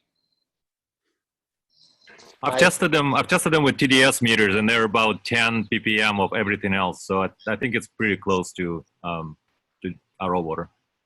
I get Once zero. they're every here, time very I'm reliable. Drew, Say again, Steve? at the beginning, you talked about removing chloramines, The ones that are and you gave us a chemical and where we could buy it, and I didn't write it down. Can you give it to no us worries. again? Just look for Campden, CAMPDEN, or potassium metabisulfite.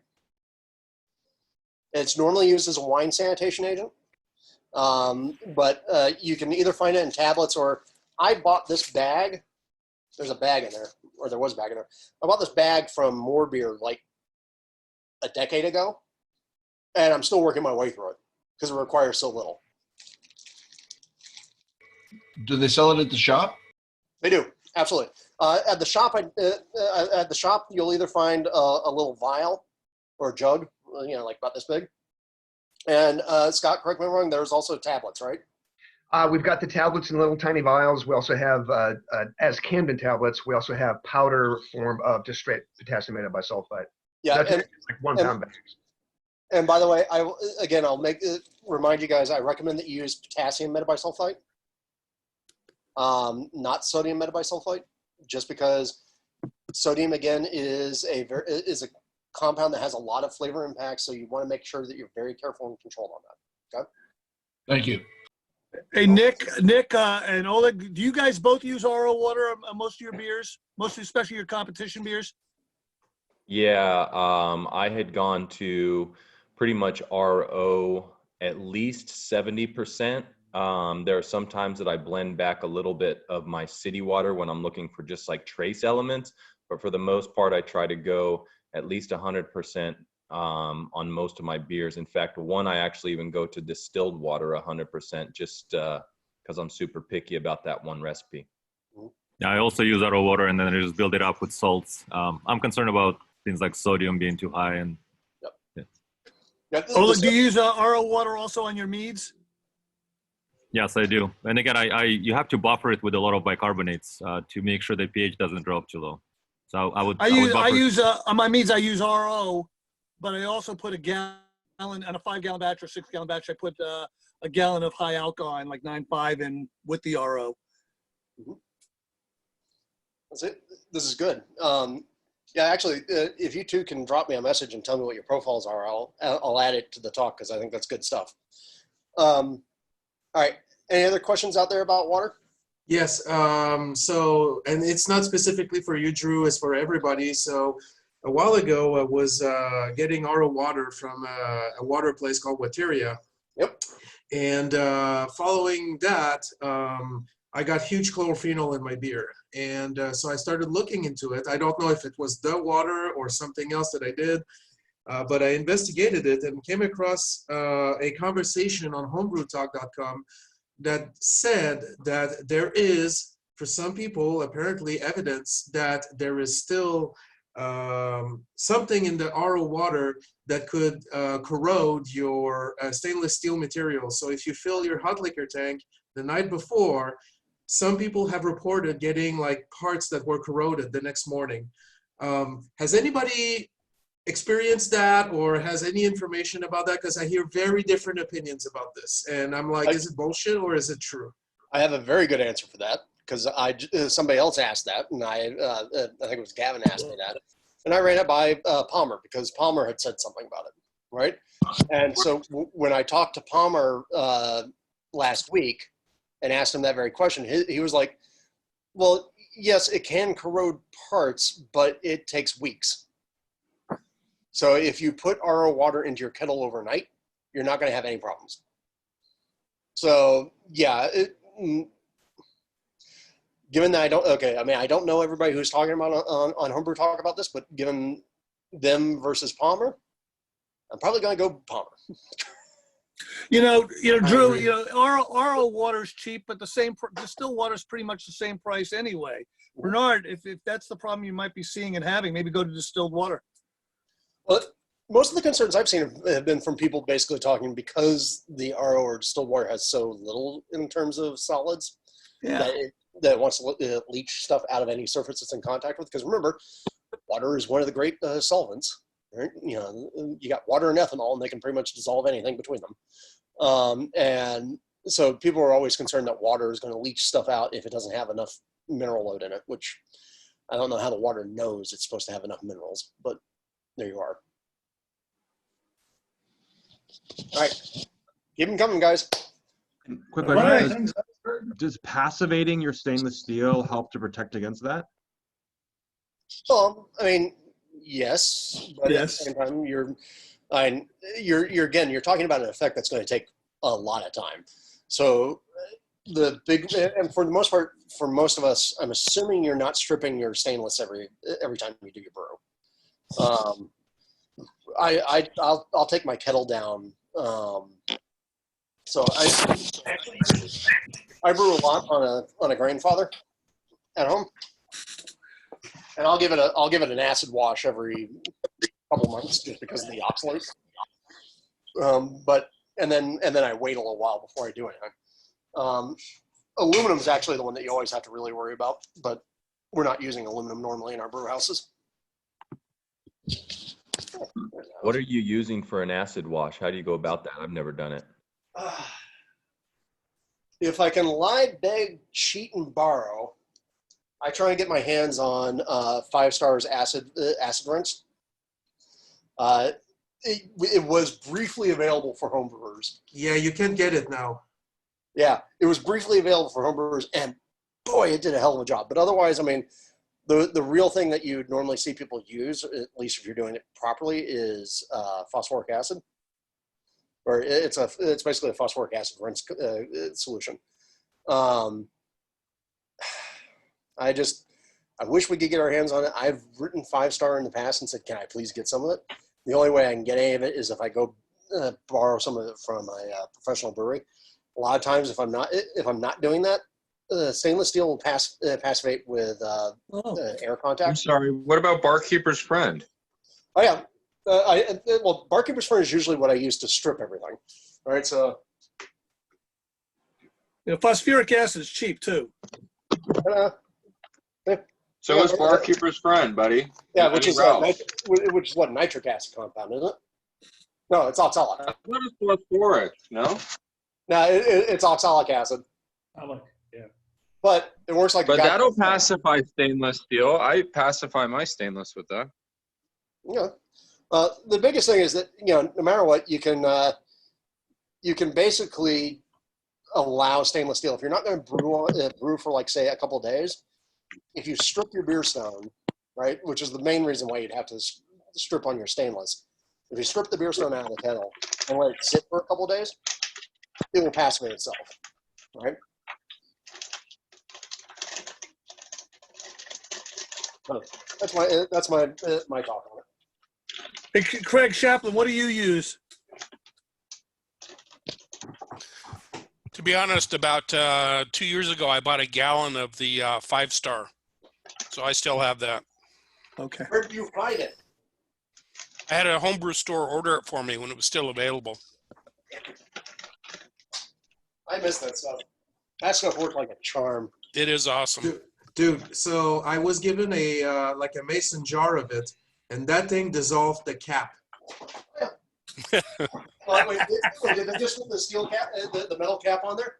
Yes. Yeah, those metal caps dissolve like nobody's business. Sure, but that just speaks of the potency of the thing. So that's why they don't sell it to homebrewers anymore.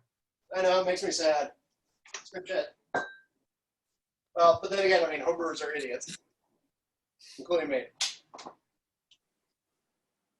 Oh, other questions?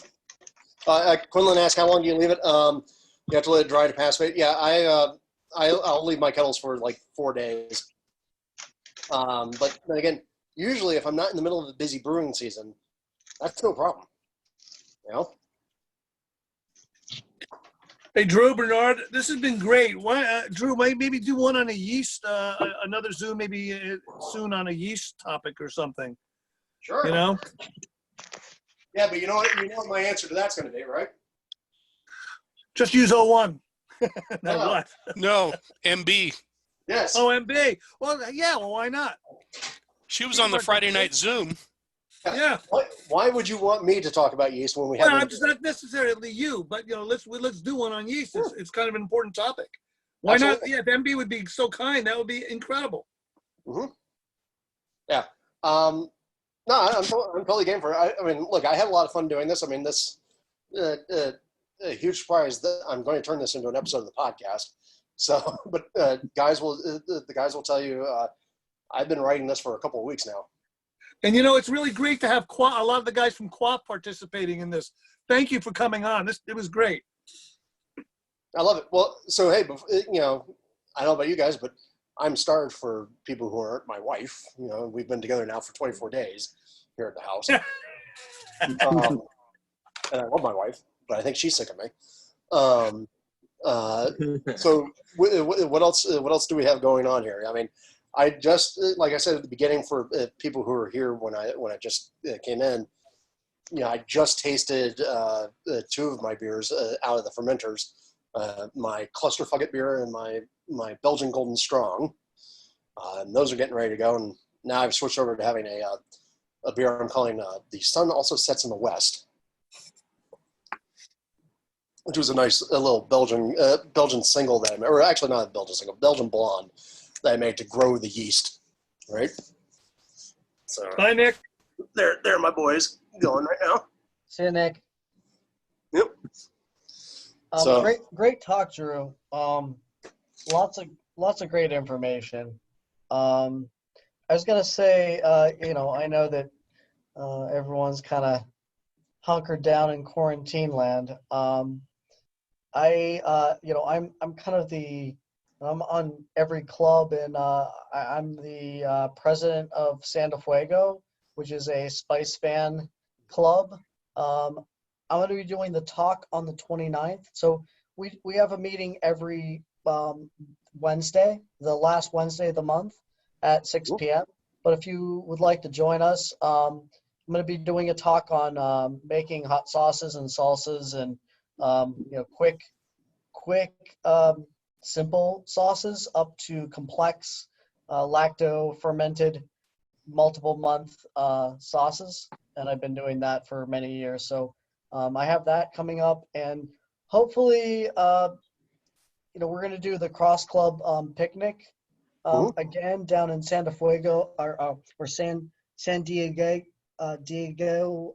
Park down there in Mission Valley, and you guys are more than welcome and invited, and I would love to have you guys out there this year. I know that we've had so many events canceled and so many beer events canceled lately, so it's going to be August 22nd potentially, and hopefully everything is good on that.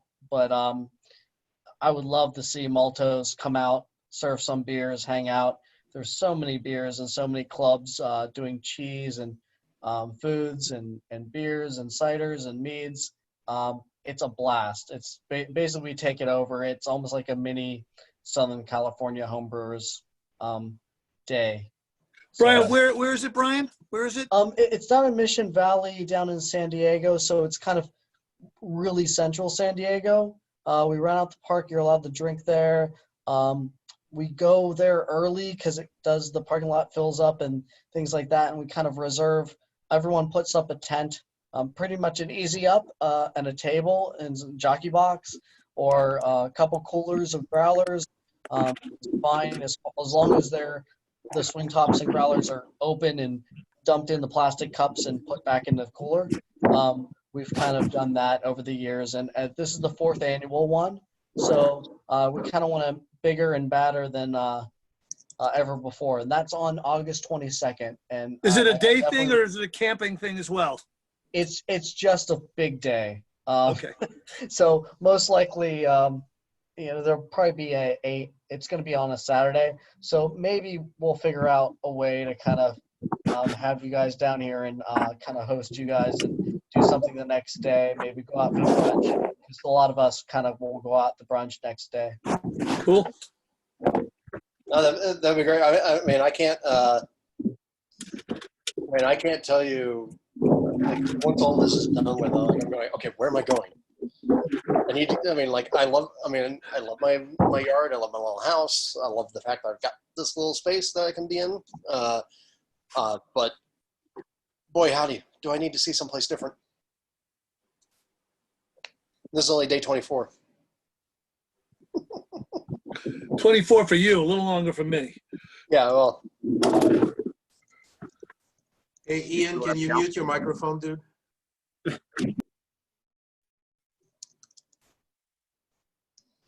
All right. Well, what else do we have? What else do we have drinking there, folks? So Drew, going back to pH, I know that's a heavy topic, but everything I've read up until today told me that pH was basically going to be a factor of what sort of efficiency you get. I never really thought about sparge water or anything past mash for pH before today. Can you just reiterate like what the importance of like pH on the final taste, anything past your efficiency, mash efficiency impacts? Yeah, well, again, I mean, that's one of those things I alluded to about the fact that pH is a very easy number for us to get to because we all have meters that will read it, or we can get meters fairly cheaply. I think somebody was posting one of the Hannah meters is like $35 now. So pH is one of those things people love, but it doesn't actually have a taste impact, right? I mean, or I should say, there's no clear way to go from pH to taste, right? So that's where the titratable acidity comes in. But in general, yes, I mean, the lower the pH, the more sour you'll get. You really don't want your mash. I'm trying to think. So if you take, like, for instance, if you take your mash to, say, 5.1, as opposed to, say, 5.2, 5.3, 5.6 area, what you start to do is you start to favor the some different enzymes there in the mash. So in that particular case, 5.1 favors proteolytic enzymes. And so that will start to break down the proteins in the head and all that sort of good shit in your beer. So that would have an impact that you would see. But below 5.1, you'll start to get, say, fermentation characteristic changes. So yeah, you really want to avoid those. Which is the reason why things like kettle sours. I love the idea of kettle sours. It's a fantastic notion, but man, are they really hard to pull off in any sort of way that tastes good, right? Does that help? Okay. And Bernard, what is that more your? That's not more your Vienna.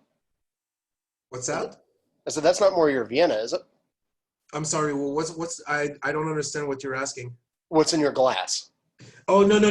No, I brewed the Vienna lager yesterday. So no, what's in my glass is actually Luponic Distortion from Firestone, the latest one. It's all right. I mean, I think I preferred the 14th edition better, but it's all right. I'll drink it. Yeah. Craig's glass was probably full of triple IPA, I'm guessing. Yeah, right. Yeah, 2 of those and you got to slow down. Yeah, we can tell. I'm going to take off, but thank you so much and awesome seeing everyone. So goodbye. Hi, Brian. Thank you, Brian, for joining. I appreciate it. Anybody has any other question for Drew? About life? I've got a quick question about exposure, mash exposure to copper for short term, say for your typical, 1 hour mash or hour and a half mash tops. Any big problems with that? Depends on how much you want to believe the guys who are behind Lodo. Okay. So the Lodo folks will talk about that. So Lodo is a low dissolved oxygen brewing, and it's a whole series of techniques different things like adding metabisulfite to the mash to reduce oxidative reactions. Talking about avoiding any copper, right? A lot of different things that they talk about. Those guys are big into the idea that copper promotes micro-oxidative damage, and therefore damages malt characteristic. So their big thing is because they want to be, they want to have these like German lagers that they want to taste.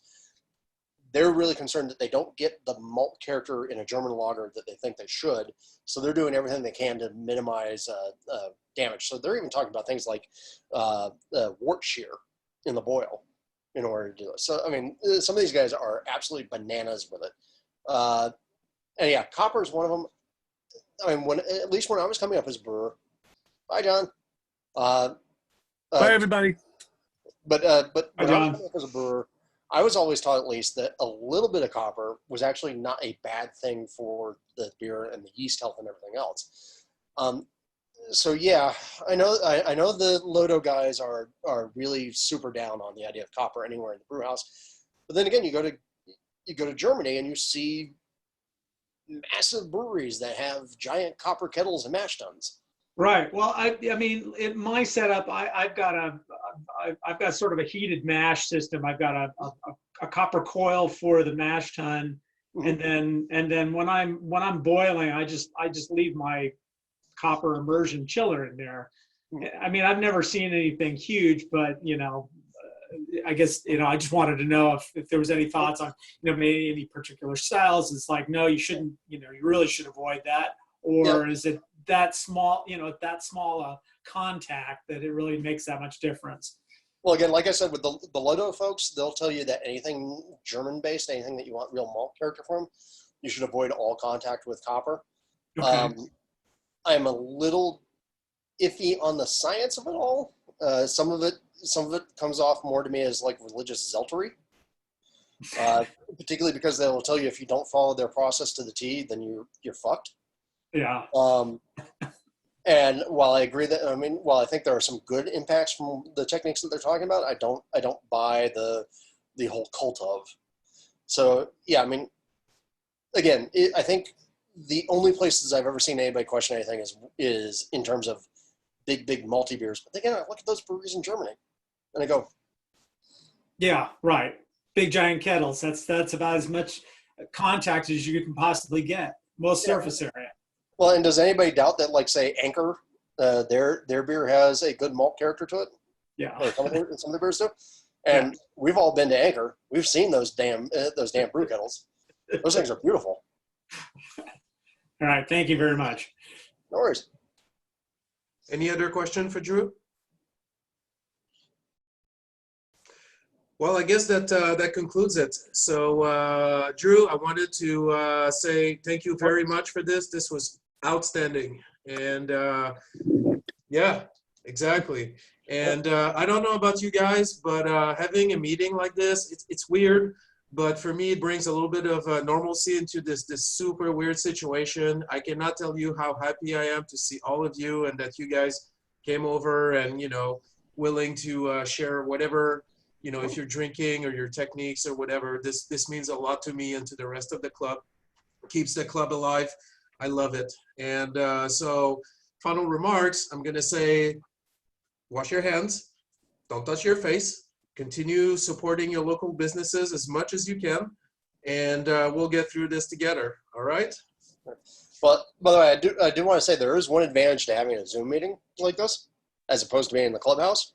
Not only do we get the folks from San Diego and other parts of the world to be able to join us, yes, but also we can mute everybody. Yes. Also, Andy did bring up a good point. Andy, you're drinking your Kolsch, right? Andy might be muted. I think Andy's trying to figure out how to unmute. Yeah. Yeah, I am drinking my Kolsch. So that was the SCHF Kolsch, right? So your bragging rights. Well, how'd it come out, bud?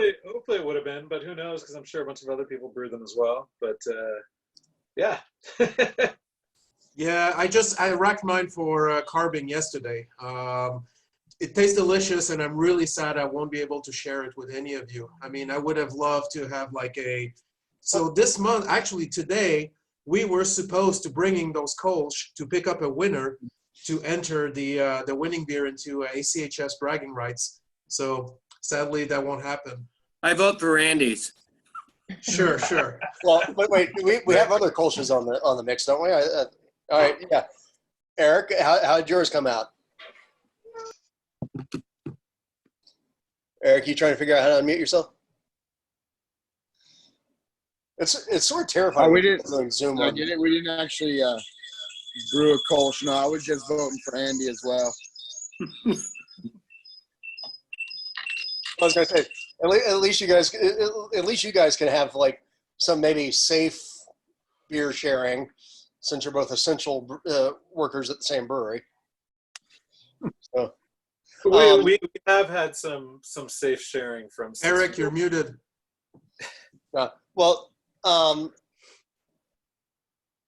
then that still brings up the other idea. Like, we mentioned this last night. I think while everybody was maybe drinking, about the idea of like getting a share together about the triple IPA brew from last month, and trying to see if we can't do something fun with that. Yeah, I think that'd be a good idea. Would that involve taking some bottles to the shop for people to come in and pick up? Yeah. So what I think we would want to do is have everybody who made beer on that triple IPA brew package up beer, so enough for at least all the participants of the brew, plus one for the shop, to thank the shop for continuing to do their shit during this time so we can keep brewing, because Scott and Sean need to have something to drink, right? And then doing something where we have you guys actually all taste the beers together, or actually a couple of thoughts. We could have you guys all taste the beers together and talk about that, or we could have you guys all taste the beers separately, score them, right? Rank what you think the best ones are, and then come back and talk about the results out of that brew and what we thought the differences were. I think that'd be fun, but I'm a weirdo. What if you've already drank most of it? Wait, Brian, when did you become Craig? Apparently, as soon as I got that triple IPA on tap. So, but Drew, correct me if I'm wrong. Did the club get 5 gallons? Yes, Ed has the club's 5 gallons. Okay, well, this is it. I mean, this is a perfect time to share that beer with everybody. Probably already gone.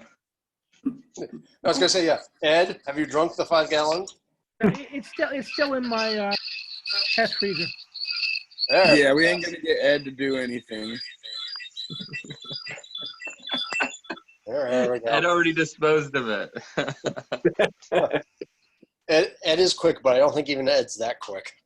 It's still in the test freezer. Come on, I can't drink 10 gallons of beer. Oh yeah? What, overnight? Wait, hold on. You got Ed, 10? Ed, I know how many breweries. I know you got. can. I believe in you, buddy. But in this case, save some of it.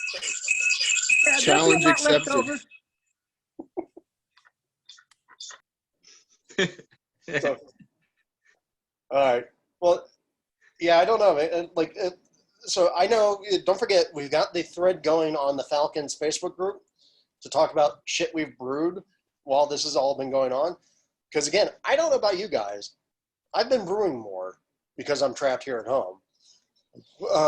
And like, yeah, well, I mean, I was showing people earlier. So obviously, I talked about the 2 beers that I've got in my conicals over here that are about to come out, and then I have a Tupelo mead that that I was talking about earlier that's going. Yesterday, I had this wine kit in the brewery in the closet for 2 years, and I just decided, fuck it, I'm going to make the wine tomorrow today, and so I took like 30 minutes, and now I've got a keg of wine fermenting. Dude, there's never been a better time to indulge in the hobby. Let's just put it this way. All right. Everything canceled. That's all you have to do, pretty much. Well, yeah, I don't know about you guys, but I think right now my primary activities, other than my day job, have been eating and drinking. It's not doing much for my health. Been drinking a lot more, I can tell you that. Who's keeping up on their diet? Show of hands. Yeah, no, yeah, my diet's gone to shit. So, oh well, we'll get out. If I get out the other side of this, then I'll make sure I correct everything. Plus, I've also got like 700 pounds of grain and all of that yeast and hops in order to go through over here. So, thanks. Speaking of drinking, let's ask John Bauer what he just drank. Wait, I didn't see that. What happened? Hey, John, unmute yourself and show the bottle. Here we go. It's a Woot Stout. Oh, nice. Not fucking around, sir. That's right.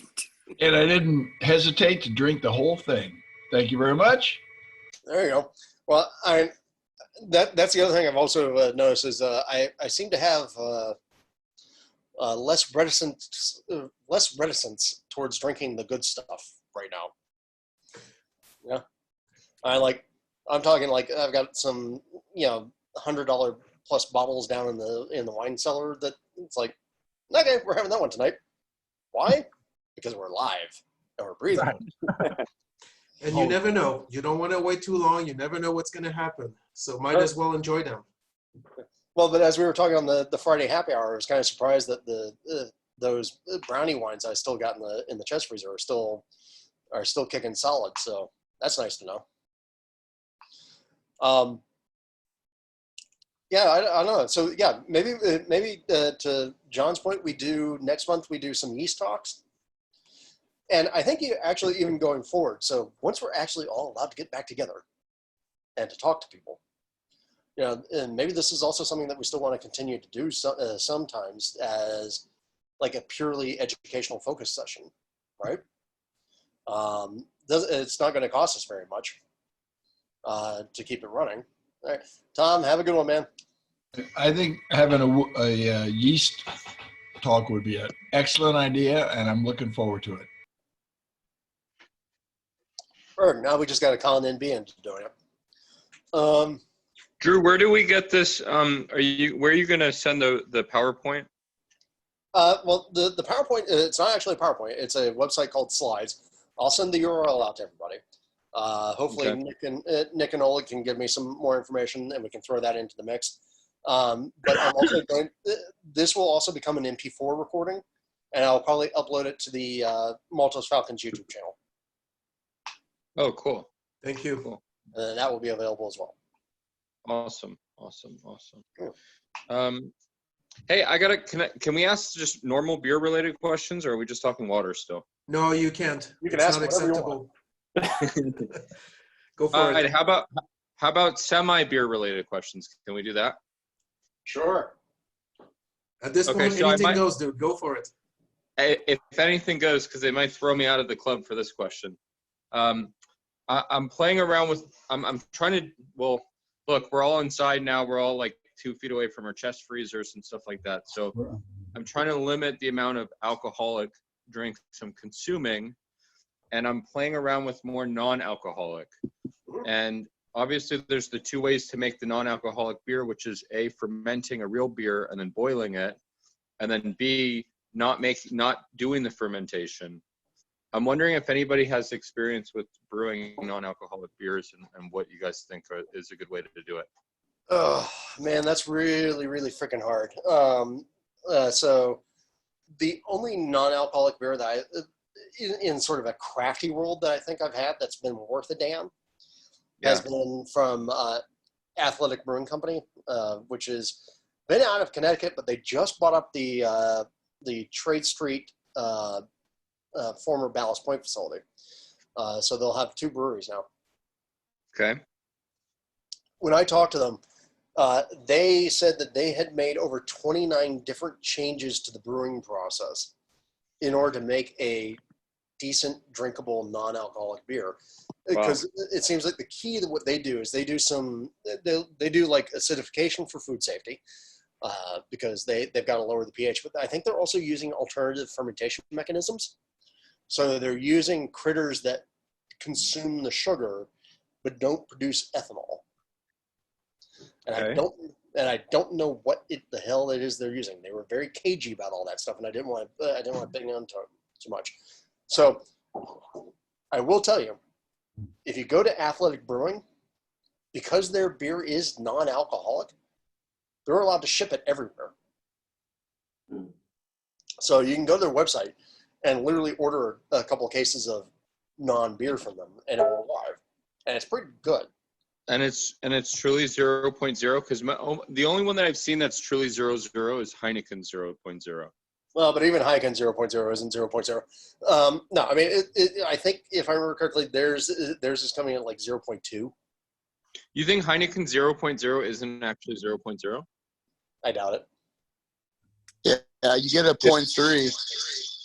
Yeah. What? We got a bunch of the we got a bunch of the athletic beers at work because we were looking at doing some non-alcoholic stuff, and I don't know, I did not like it that much. I thought it just tasted like wort. Fair enough. Yeah, and of course, I mean, let's not forget the other options that you always have out there. Nice thing that we can do as homebrewers is we can make flavored soda water. We can make Right. flavored soda water. That's what I've been doing. In order to cut down on my calories, I've been making basically water, RO water with some lemon, ginger, turmeric, and CO2. Mm-hmm. Yeah, and then blending that with the triple IPA, right? Yep. Hey, I balance one night one night the other, so it all evens out in the end, right? I've heard of dumber ideas. So, Can you mash very little grain, just for the sake of not fermenting the whole beer, but sort of making like a mash soda? yeah, well, I mean that gets into Malta territory, right? So Malta, you could still, I think you can still find that in the market, but Malta is, M-A-L-T-A? huh? M-A-L-T-A, Malta? Yeah, Malta. And it's produced in Central America, and it's essentially a malt soda with a little bit of hops to it. The issue with it is it doesn't taste much like beer. But if you were just to do a little bit of malt, like say steep some crystal malts or something that will provide character without necessarily providing a shit ton of sugar, Yeah, yeah. you can do that. Then you've got to figure out your challenge as a homebrewer is going to be keeping it safe. All right, so remember I said Athletic, when they're doing their beers, they're doing pretty aggressive post fermentation acidification in order to keep it safe. When you say safe from what? What am I? Well, so the big thing that remember, the things that keep beer safe to drink over the long term is the lowered pH and the alcohol, right? Right. If you're not fermenting the beer, you don't get the pH drop, and you also don't have the alcohol. So what a lot of NA producers will do is they'll acidify the beer just to keep it food safe, right? Okay. I mean, again, think about like the fact like when you do food canning, right?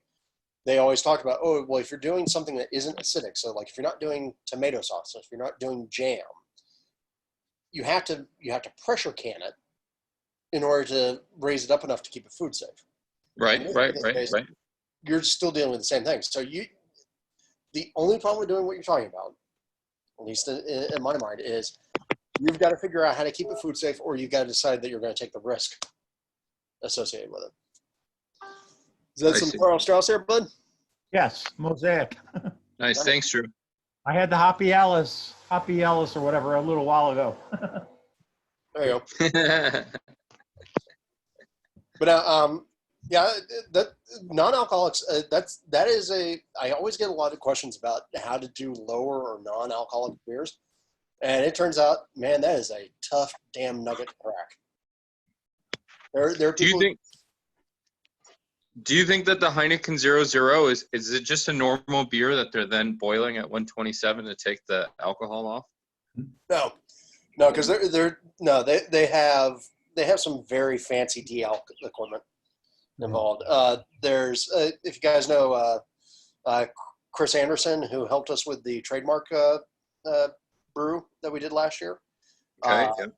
Chris Anderson's company that he consults for sells some very big ass DL equipment, and it's not cheap, and it's not an easy process. As it turns out, if you're stripping out the alcohol, you're removing sort of a fundamental concept.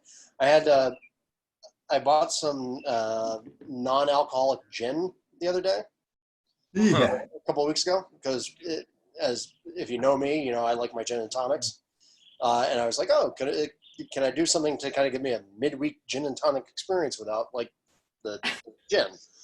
And what I thought was funny was that their attempt at making something that was gin-like was, okay, yeah, sure, juniper and pine and all that sort of shit. And then they added cayenne pepper to it to try and simulate the alcohol burn. Oh yeah. Right. Hey Drew, have you attempted to make a keg of quinine of a tonic? I have. How'd it go? It went fine. Ask me Okay. how my liver. Ask my liver how it went. Okay. I'm just thinking in these times of isolation. We have lots What is that? low on tonic. Yeah. Well, so the easy solution is to see if you can get your hands on like some of the like the Jack Ruby syrup. Right. And then there's one other one, and one tonic syrup. It turns out filtering out quinine out of anything is a pain in the ass. Okay. It takes coffee filters and hours, and you're mostly sitting there bored, going, "Pour, damn it." But yeah, if you can make yourself a quinine concentrate, yeah, making a keg of gin and tonics is pretty easy. Well, I'm not talking about just the G&T keg. I'm just talking about having a keg of tonic to mix with gin. Yeah. No, well, but no, I mean, then it's just basically fill the keg with water instead of adding the gin in as well. Well, yeah. I'm just wondering if it's worth attempting. It is, but like I said, I mean, since most of the Kachona bark that you can get in the U.S., at least from like Amazon and whatnot, that's something you can get ship it to you right now.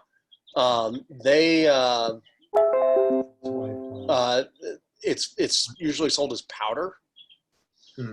And so when you make, so in order to make the quinine syrup that you start with, or the tonic syrup that you start with, it's basically boiling the Kachona in sugar water.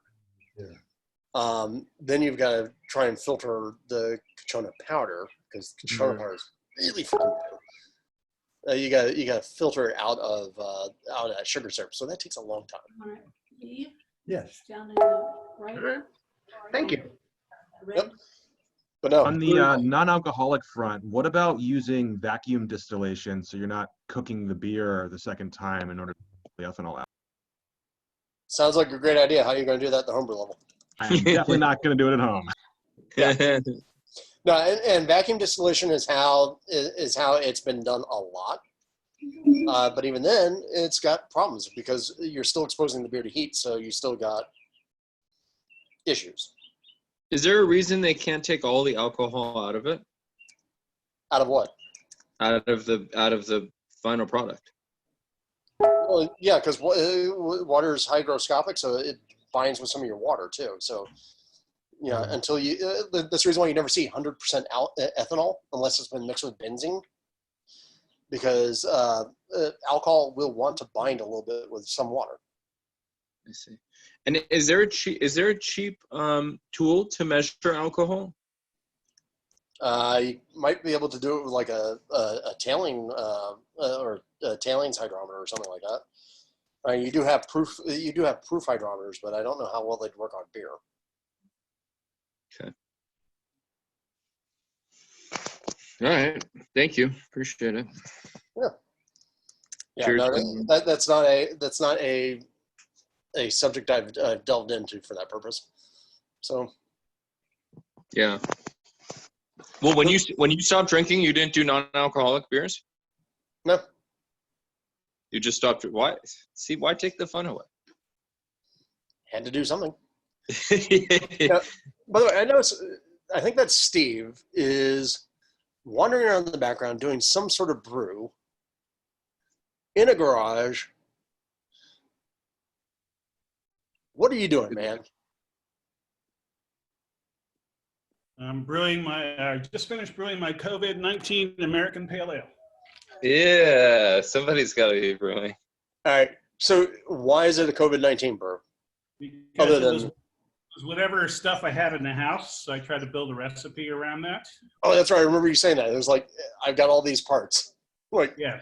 So it was all pale ale malt that I won in the competition. oh, that's nice. Falconer's Flight Warrior for the bittering, Falconer's Flight for the later additions, and I'm going to dry hop it with Chinook. And the only yeast they have is a ESB, London ESB dry yeast. So it's American ale. Okay, well, just be careful of the diacetyl that strain throws. But Really? I mean, otherwise, in terms of like an actual like shit, what can I make out of what I got? That doesn't sound like a bad beer. Yeah, I hope so. The strange bit was I don't normally mill my own yeast. I get it pre-milled by our local homebrew shop, which is now shut. So I use my food processor. So ooh, oh, that's gonna be interesting. That was it. I did brew in a bag, so I thought I could get away with that. And Steve, for everybody else who's on the chat, where are you at? I know you're wearing a Florida Gator shirt, which I love. I'm in a place called Pembroke Pines, Florida, which is near Fort Lauderdale. Yep. Right, literally the Everglades is right there. So if you see an alligator come crawling into my carport, into my garage, it's because we're right next to the Everglades. So Steve, you'll appreciate the flag in the background. Yeah, I know. Your wife's a gator. Awesome. How about you? No, you went to. No, I'm the Gator. My wife is a Florida State fan. Oh my God. How can you be in the same house with her the whole time? It takes lots of negotiations. Well, no, because I mean, yeah, I went to UF for I did a sort of a fancy science camp at UF. My sister went to UF. I ended up going to MIT, but I've rooted for UF my entire life. So. Yeah, but the MIT is not in the SEC, so. I know. No, we were in the Yankee League, and I was big enough to be able to play for our football team, which gives you an idea. Yeah, and my mom has sent a number of kids to Florida as a college for playing for the football team. The last one was Martez Ivy on the line. Right. Yep, I know that. Well, sorry, you guys got Florida football right up your butt. So given the topic of only having one yeast strain on hand and having to brew with that, maybe that next talk around yeast that we're considering include how to harvest and reuse yeast for multiple batches. Yeah, I think that'd be a great idea. Although I think Scott also wants you to still remember that you can order your yeast from the shop and have it delivered to you, as well as pick up. You never have all the varieties you need, so of course that's an option. And you have to make a starter. No, I mean, I don't know. Got a good number of varieties on hand. Oh yeah. Oh, those are all unopened packets too. That's not even harvesting and reusing. I know. How old is all that yeast, Drew? I think the oldest pack in there is about a year. But I mean, what I found is, here you go, an advanced tip on the yeast talk. What I found is that with even the older yeast that's out of sort of manufacturer's code, if you take the time and you do a really good starter with it, you can still end up actually getting some really great results. You know? Yep. Pretty much with old yeast, isn't it just a matter of viability and not so much off flavor generation? Yeah, I mean it is, and so I mean mostly what you're going to consider is that so if you did a starter that had a fresh yeast in it, you're going to get X million cells when you finish your starter for a given milliliters of wort. When you do it with an older bag, you're going to get less, right? So what I do find is I tend to do vitality starters nowadays, as opposed to like big stir plate starters. I got a stir plate that's sitting over there and it's got dust on it. It's been that long since I've used it. And so what I do find is that with the vitality starters, I'll do like 2 steps on it, and I'm usually pretty good. Now, Andy, you got those nice little SS back there. Are those chilled, or are those? Yeah, so I have the SS, and then I've also got, covering the camera, but there's a, if you can see there's a little glycol chiller right next to it. Is that also the SS chiller? Or? I'm 99% sure it is. It's kind of a reject from work. Oh. So I picked both of those up for free, which is kind of nice. Yeah, that's always nice. Yeah. Hey, look, I got a glycol chiller for free. Aren't we awesome? And then you guys are so spoiled. Let's just put it this way. Hey, I put a lot of work into being this spoiled. I agree. Yeah. So, wait, Dominic, what is that on your wall above your head, and why do you look like a Jedi? It's a gun rack, and it's because I am a Jedi. Okay, well, but more importantly, what's in the rack? It's just a .177 air gun. It just takes pellets. It's not like gonna hurt anyone. Well, that bad, really. Okay, it's very uncharacteristic. There you are, looking like a hermit. And... Sorry, that's how I roll. With a very uncivilized weapon. For less civilized times, which we're not at yet. And Craig, I notice you keep picking up that glass and drinking it there. What you drinking, bud? Chaplain? No, Dean. Oh, Dean. And you're muted. I think now comes the hunt for how to unmute. Press the space bar. That might be the case.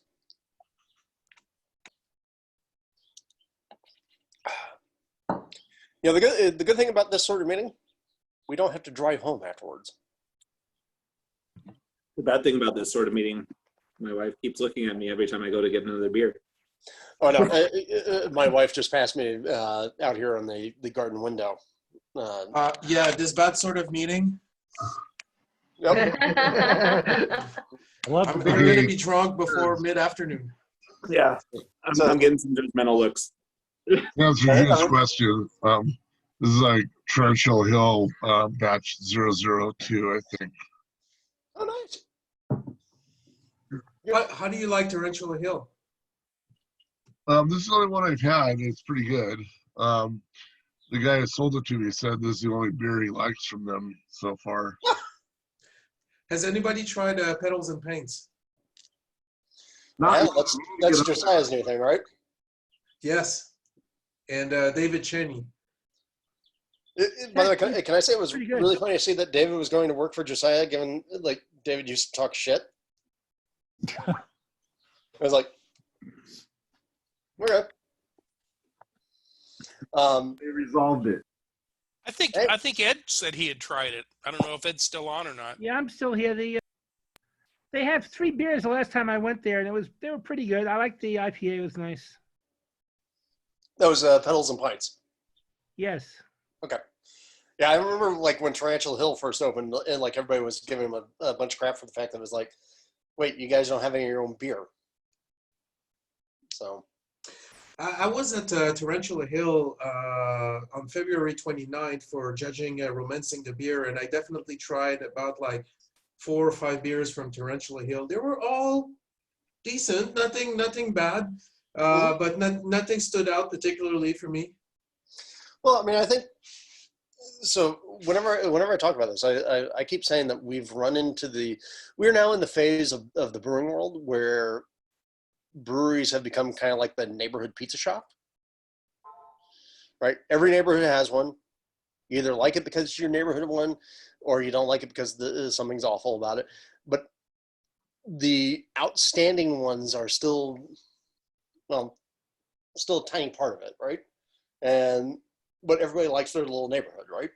So, like I have a brewery not too far away from me, RT Rogers, and the beer's okay. It's not great. It's not going to win anything, but I like their little space and I like the people there. So I don't mind giving them some of my money. I don't know if you guys are familiar with Long Beach Beer Lab down in Long Beach, but Levy, their head brewer, they've basically converted into a bodega where you can go purchase eggs and milk and flour. Like I was having trouble finding bread, and they do bake, so they have like stockpiles of pallets of flour that I just picked up a 50-pound sack off them. But yeah, they're open for business in that sort, where their tap room has now got like shelves in it, and they're just set up as like a small little bodega. Well, it also helps that Harmony is a fantastic baker. Yeah, that helps a lot. I mean, that lady makes some fantastic bread. So, yeah, I'm about to the point where hopefully, Scott, you guys, hopefully the shop can figure out how to get us some yeast that's bread yeast, since they have the Red Star Connect. I'm okay on flour right now. Make some sourdough starters. That's what I'm doing. I got a culture from Brewery West that I started a mother on like 2 years ago, and I've been waking that up. Well, I did post an article to the Falcons group about a woman who did a bunch of baking sessions with brewer's yeast. So I have a lot of brewer's yeast. So it's funny. I don't know about you guys, but since the safer at home thing, all of a sudden, a lot of people that I know have turned into bakers. Well, you can't find bread or flour in the stores, so it's like you gotta get bread for sandwiches somehow. So maybe we need to figure out a way to make like a homemade teepee or something.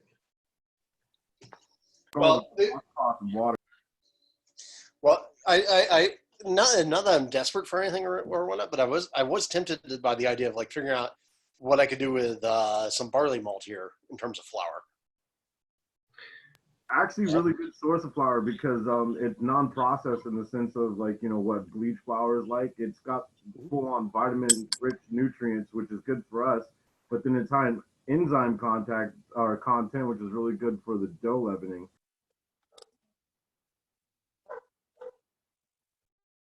I'll give you some of the current buds I have now. They're really nice.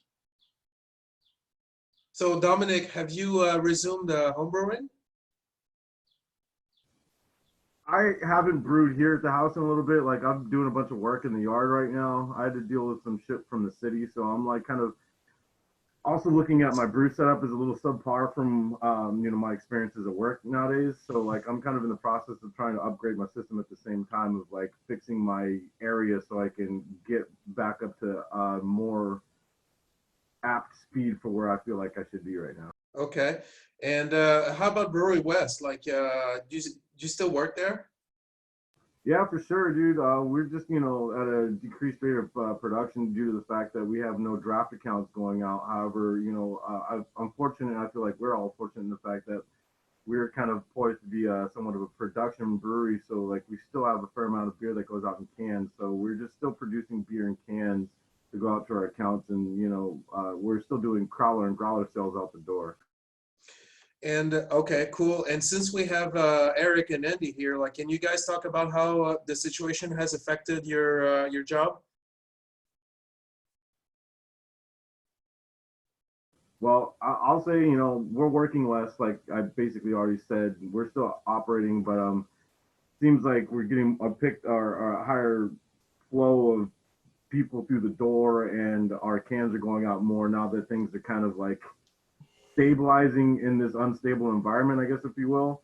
So next week I got a full work of cellaring to do because we actually had a pretty full work of brewing this past week. I don't know about the other guys. Yeah, I mean, we're definitely brewing a lot less than we would normally at this time of the year. Normally we'd be like in like full scale like production mode and trying to crank out as much as we can. We're also like to increase the social distancing at work. They switched everybody to 12-hour shifts and then kind of spaced it out. So I'm only working either 3 or 2 days a week. And then, yeah, I mean, same, we're trying to increase, we've completely cut our draft brands and we're only focusing on stuff that we can. But we're still making beer. I mean, we're still making a pretty good amount of beer. And hand sanitizer too, making lots of that. Well, and actually, I do want to take a moment then to say that. So I know, Eagle Rock, right? Eagle Rock's been one of our mainstays for years. They are out of cans until I think April 21st. They have no cans, so they can't can any of their beer. So if you guys get a chance, and you're so inclined, make sure you go support Eagle Rock and go get a growler fill. They will still do growler fills. Bring them a clean growler, and they'll do an exchange and bring you back your growler filled with beer. All right. So if you do have a chance, do that. I mean, they are like, even looking at the public house, and you can get food delivered from the public house, at least if you're over my neck of the woods. Yay. By the way, it's very good food. Their ability to be able to bring you anything right now in terms of beer is relatively limited. I do think it's very interesting to see like how quickly California went to all the alcohol rules, because I mean, as some people mentioned earlier, like I've got a restaurant right around the corner from me. I can order wine from them if I want. I wish they would actually do craft cocktails, because they make some really good cocktails, and I like a nice one. I got a spot down here in Downey that's actually doing that. Yeah. And then, but like Ogopogo, whose beer I was drinking earlier, they deliver within a 15-mile radius, which, I mean, in LA is a long distance. And so it's been kind of nice to see. Make sure you pay attention to the link from the LA County Brewers Guild, and I'll post it again. Because there are a lot of breweries that are doing everything they can. When I talked to Ting the other day, I mean, they're scrambling. They're trying to figure out what the fuck they can do in order to stay moving.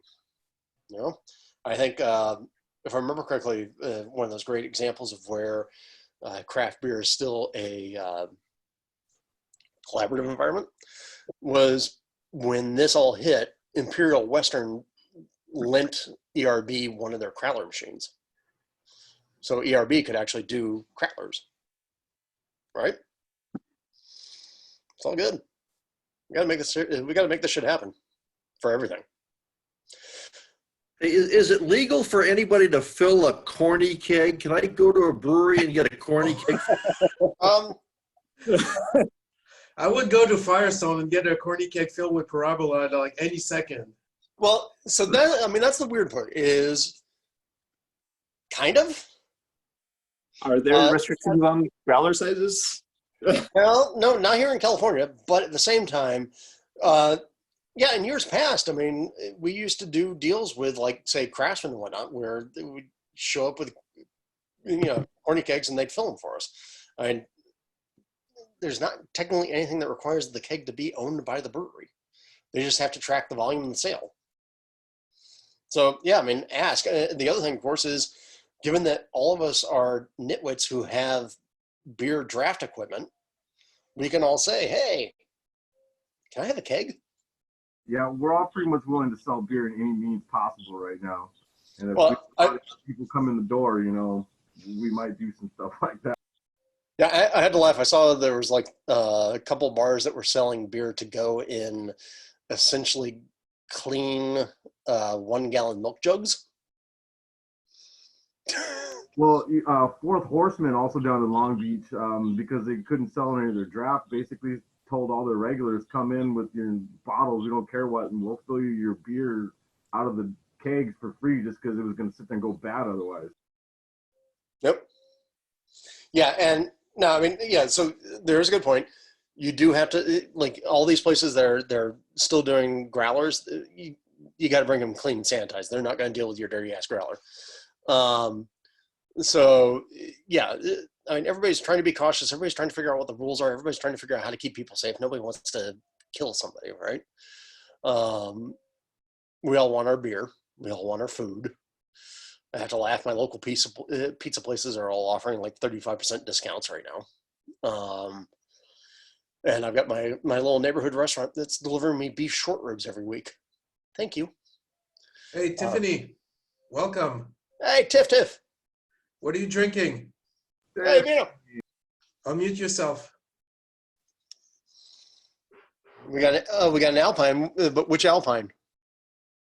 Happy birthday. Well, you're still muted, Tiff, so we can't hear you. Oh. Here you go. Here you go. Yeah, happy Okay, you're birthday good. in reverse. It's whatever that is backwards. Happy birthday. We're on a call with our friend whose birthday is right now. Here, look. We're on TikTok. Hey, happy birthday. So, what kind of crawl are you guys doing during this period of time? You look like you're slinging multiple meetings at the same time. Well, we dropped our 2-year-old off at my grandparents' house, and then we only have one kid right now, so we're celebrating. I think I can understand. Yeah. There you go. Okay, continue, please. No, we're just all jawing at this point. I think everybody is so desperate for other social contact. Yeah, we're just bullshitting at this point, so no worries. By the way, it's All right, always so nice so when what you- is? It's always Let nice me when ask you. What's that? I was gonna say it's always nice when you take a sample out of the fermenter and go, you know what? That's pretty good beer now, flat. Oh, that was my feeling with my Kolsch. I was surprised how good it was. That was my feeling with the triple IPA from Craig's Brew Day. Well, apparently that's been your feeling with the triple IPA since before that point, or after that point, or now that's in the kegs, or whatever. From then on, yes. So I was gonna ask, like, why don't we go around and say what our next brew plans are? And funnily enough, for me, I think my next beer is going to be a triple IPA. Well, Bernard, also, I wanted to ask you more about your Kolsch. What about it? What'd you do? In what way is it awesome? So yesterday I racked it because it had been lagering for roughly 6 weeks. And so I racked it yesterday, took a sample, tasted it. It tasted great. I mean, I would have liked a little bit more malt character, but otherwise I think it's freaking delicious. And it was flat. So just like Drew said, even the flat beer was really good. So in a week from now, when it's carved, I cannot wait to taste it. I hope. Cool. I don't know if that answers your question. That's all I can email you privately the recipe or something. No, I was just you mentioned you were really happy with it, and honestly, Kolsch isn't a style that I have much of an appreciation for. So me too, actually. And when you describe a Kolsch as awesome, I'm wondering what that actually is. Okay, so it's two things. So first of all, there's the malt character. It's effectively a Pilsner. It's a Pilsner Ale. So you need to taste the Pilsner malt from it, I think. And so mine has some of that. It could be a little better, but it has some of that. I wish it had more Pilsner malt. The other thing, it's because it's fermented at a relatively high temperature. You should get some, fruity esters. And I totally get those. I get like some kind of dark fruit, almost like blackberry, blueberry kind of thing. And this is really nice. However, on the other hand, maybe that will change when it's carved. But I felt the water profile was a little bit too soft on minerals. And so I would like to see a little bit more minerality to it, but not by much. Thank you. I would like to try it.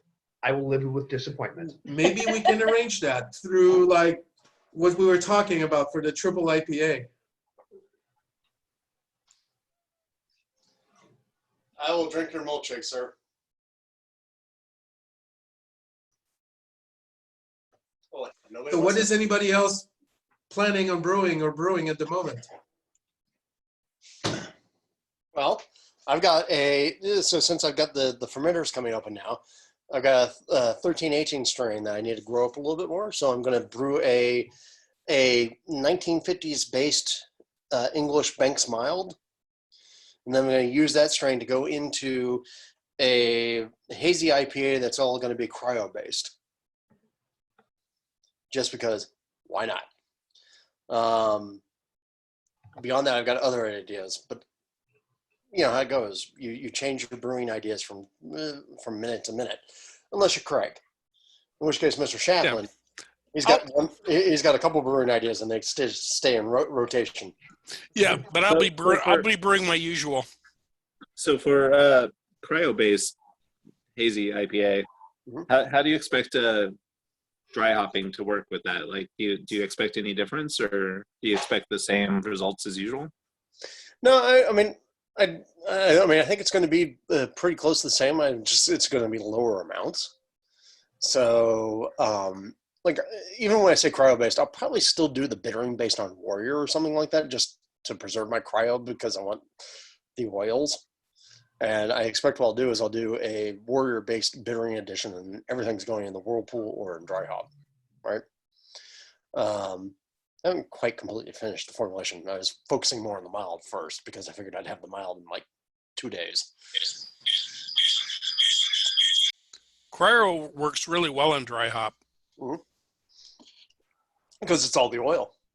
Yep. Now, by the way, I do want to say, so this new technique that I did, I wish I could share this with you guys.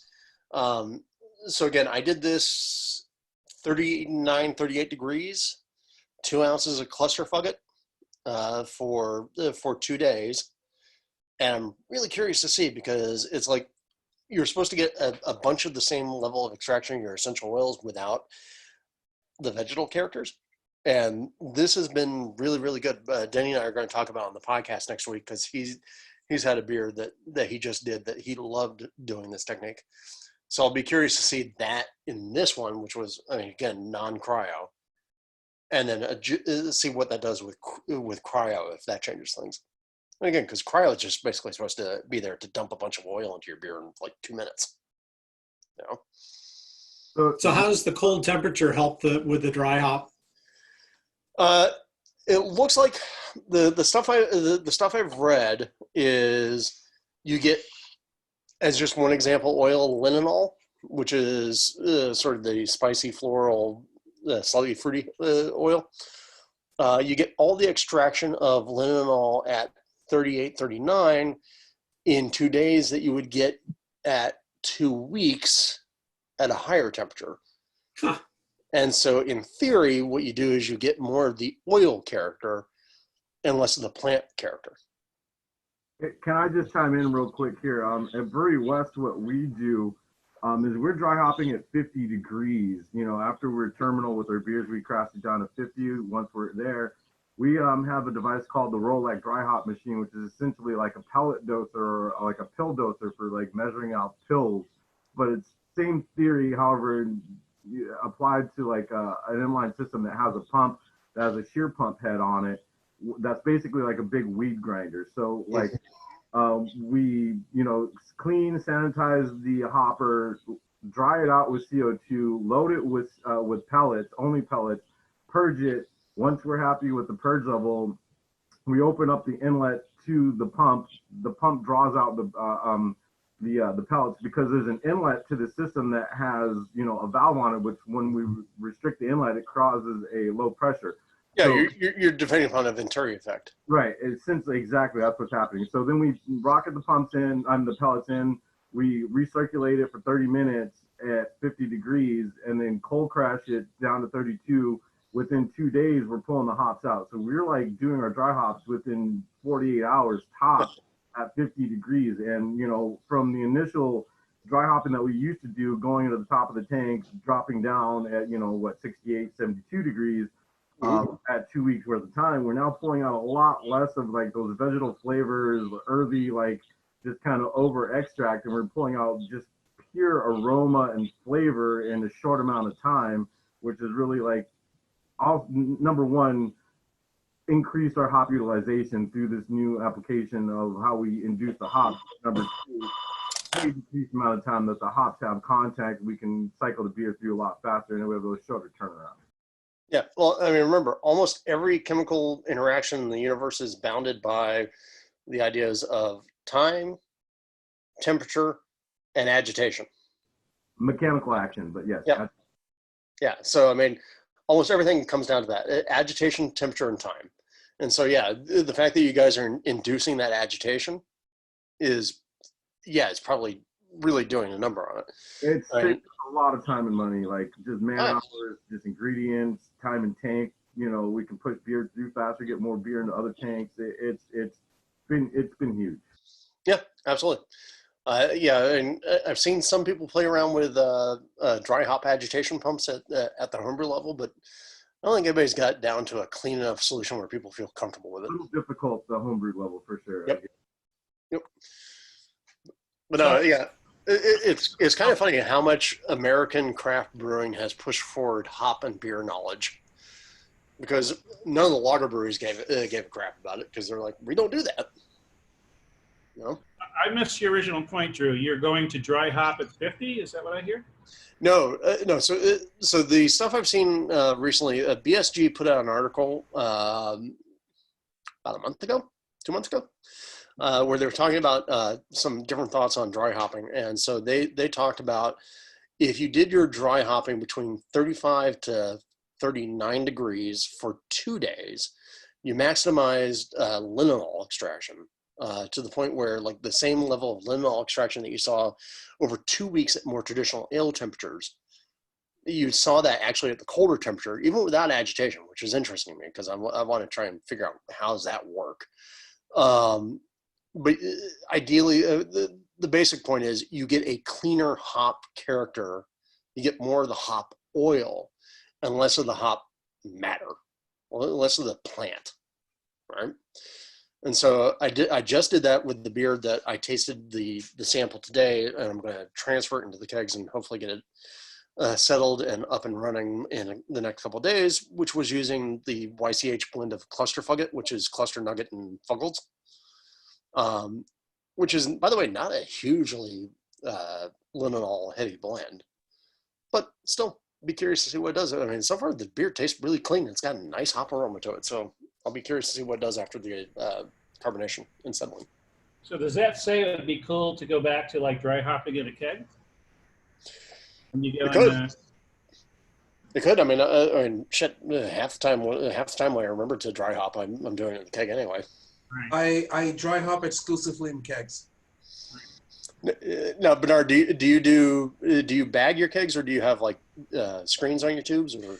Okay, so I don't know if you saw the picture I posted, one of the pictures I posted yesterday on the Facebook group page. But basically there's a shot that's, it's not obvious, but it's actually inside the keg.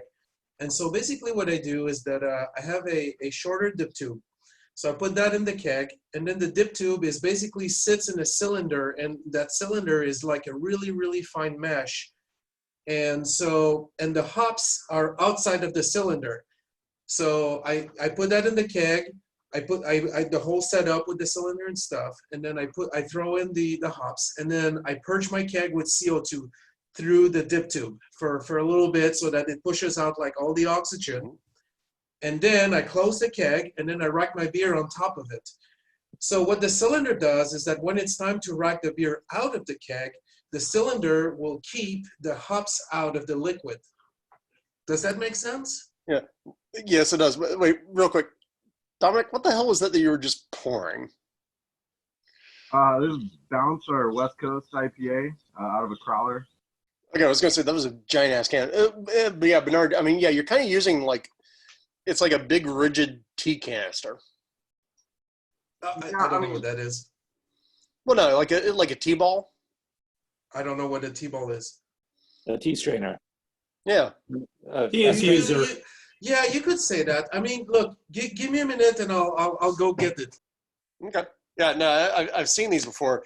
I haven't used one yet in my kegs. It seems like an interesting idea. So, So my question was, the keg you're going to use to serve from, can the hops sit in there dry hopping? Because it's going to be cold anyway. And people used to say, well, you can't do that because you get these vegetable flavors because it's sitting in the keg too long. I will say you'll definitely get over extraction if you let the beer sit on the hops too long. I would, let it sit in the keg, but I still want to move it off the hops. My main goal is always to get it off the hops after I hit my level of like flavor and aroma. Over extraction is still going to happen. I don't care if it's cold or not. well, and to Dom's point, I mean, like, yeah, I mean, it depends on how fast I'm going through it and at what temperature I can keep the beer. So, like, the one big advantage we have as homebrewers is we can control the beer's temperature from, the time of ferment to the time of the package to the time of the serve, right? We don't ever have to deal with the fact that, like, some distributor is going to go store your kegs at 70 degrees.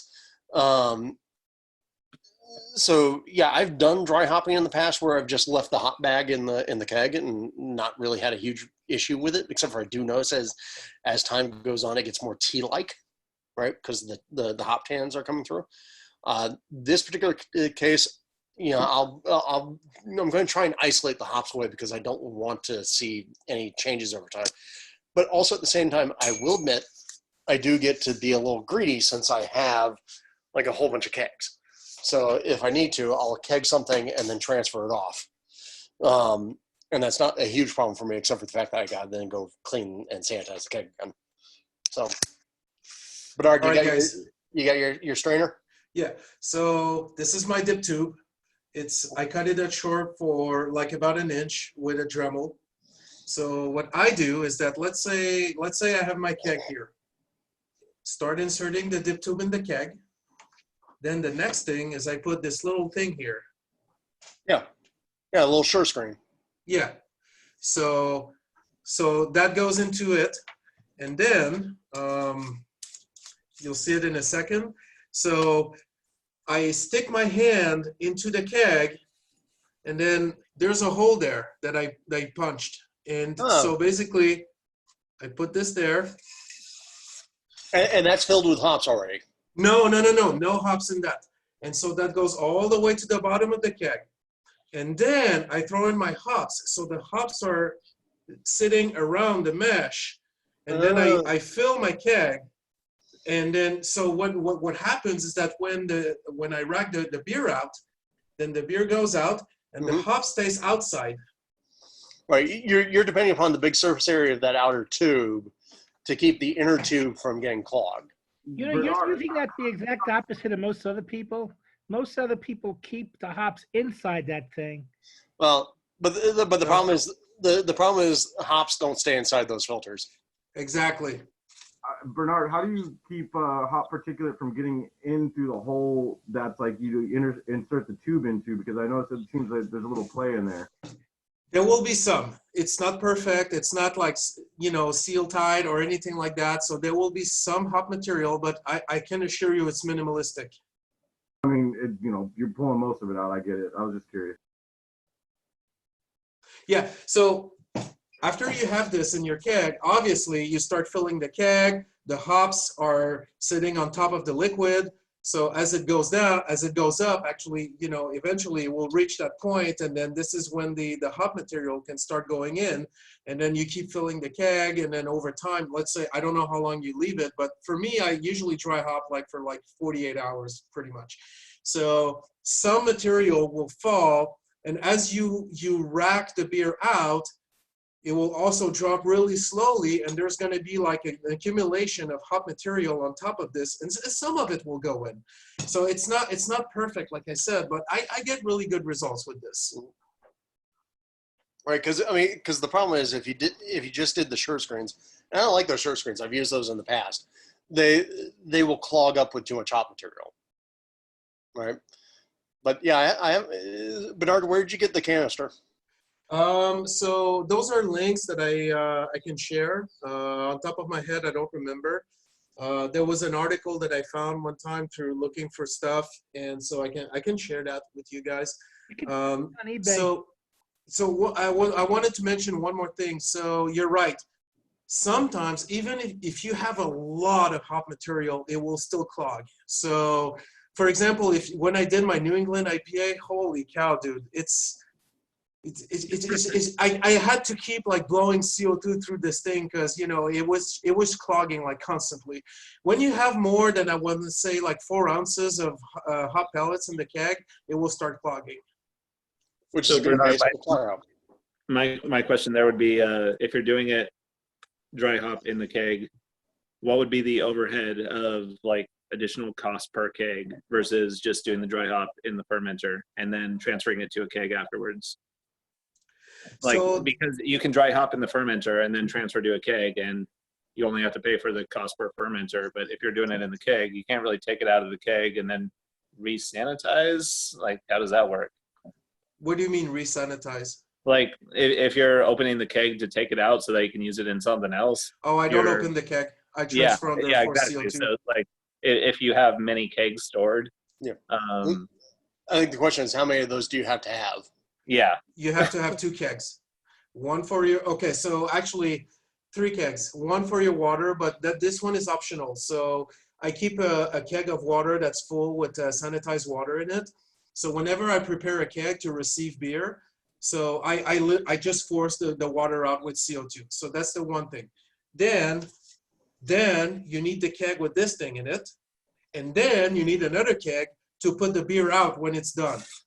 So you need 3 kegs to support this setup. So you're not holding the beer against those dry hops the entire time. You're dry hopping in the keg with that setup going, and then transferring when you reach an optimal level. And so that's usually 48 hours. Yeah. Okay. I thought you were like storing with that in the keg for as long as the beer was on tap. Absolutely not. No. So the longer you leave hops in contact with the beer, the more grassiness you're going to extract and plant material. Personally, I cannot stand it. Like, you extract all the oils that you need, you extract them in 24 to 48 hours. So you really don't need to dry hop longer than that. Okay. Some people will do what's called double dry hopping, and I did that. So basically, I had this in one keg, and then I racked to another keg that also had that with more hops. Personally, I think the double dry hopping thing is BS. There's not really any evidence that it helps the beer or anything. Yeah, I tend to find I get more vegetal characteristics and more hop burn than anything else from double dry hop. So, a year ago, I tried to dry hop a beer that was already carbonated in the keg. Anybody tried that? Yeah, bad idea. Yeah, that's a bad idea. Why is that a bad idea? Well, so it was a volcano. I thought, I carbonated it to 15 psi, whatever. And I thought this could use a little bit more dry hop kick. I bagged some dry hops, bled the pressure off, dropped it in there, repurged it, sat on it for 4 or 5 days. Looked forward to my newly dry hopped kegged pale ale, and thought I'll pull that bag out and popped the pressure release and Vesuvius through the pressure release valve. Yeah, you can find on YouTube and on Facebook, on everywhere else, like videos of people trying to dry hop beer, like in commercial settings, where the full FV just turns into a volcano because it's like, nope, that's not happening. So adding dry hops to something that's already got carbonation in it is just going to turn into a nightmare. But a really entertaining nightmare. Yeah, you see these things like with people with like 20-barrel fermenters that they've decided to dry hop, and because the brewer doesn't know exactly the right way to do it, it sprays beer all over everything in the brewery, including the tap room. So a couple years ago, I brought a 12-pack of Budweiser, and I wanted to do some hop experiments. So I dropped like a whole bunch of pallets into all of them. Dude, every bottle that I opened afterward were literally volcanoes. It was crazy. For those that want to add some aroma after the fact, More Beer has started selling a product that's a distilled hop oil. So it's a very, very condensed. You just have to put a few drops into the keg, and so something like that would work. Well, we are seeing on the market now more and more hop terpenes. So we did a brew with the club last year with terpenes, same sort of thing, right? You can get more hop aroma. I think as people become more sophisticated about it, I think we'll see better products on the market. I was actually looking for a good opportunity to bring that up when we did your birthday brew last year. I got some of those hop oils or extracts, I don't know what you call them, that you had commissioned. And I still have like half the bottle because they were very, very strong. Something good. I was thinking about on the topic of seltzer water we did earlier, just doing a hop water, which apparently has been very popular lately. Any idea if like after a year it'd still be good and it'd still be worth just throwing into 2 gallons of water and seeing how it turns out? It should be, but at the same time, I think Benno right now is moving around a bottle of Belching Beaver, and Tiff I think, is our club expert at hopped waters. Yes. Okay. So I don't know. We're looking at you, Tiff.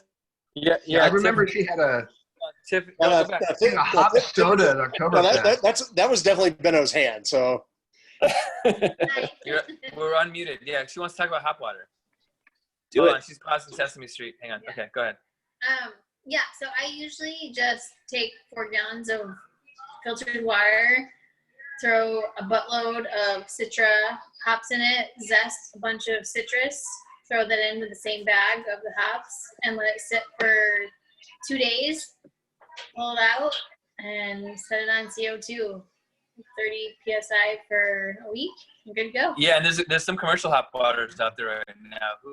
Lagunitas is Yeah, Lagunitas makes really, really good hop Super water. good. And then what was the original one we got? It was literally just hop water.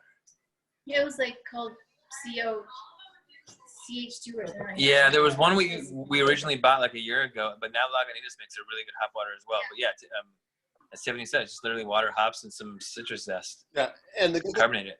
And the good thing, Brian, for those terpenes that you've got, those terpenes will dissolve super easily, right? So go and go get your keg. I like the idea of adding the fresh citrus because I think the fresh citrus gives a little extra oomph, a little extra zing. Probably some body. Yeah, and then you can just carbonate and go. Cool. Instead of a vodka soda, a vodka hop water would probably be pretty good too. Amen. It's very citrusy. I'll probably try that once my seltzer water keg runs out. All right. For that. And by the way, I see Dave Lustig joined us. Hey, Dave, at some point in time, I mentioned to the club that they can't depend upon pH for knowing that the acid impact, and that they needed to depend upon TA. So might have to have you give a little TA demonstration or lesson.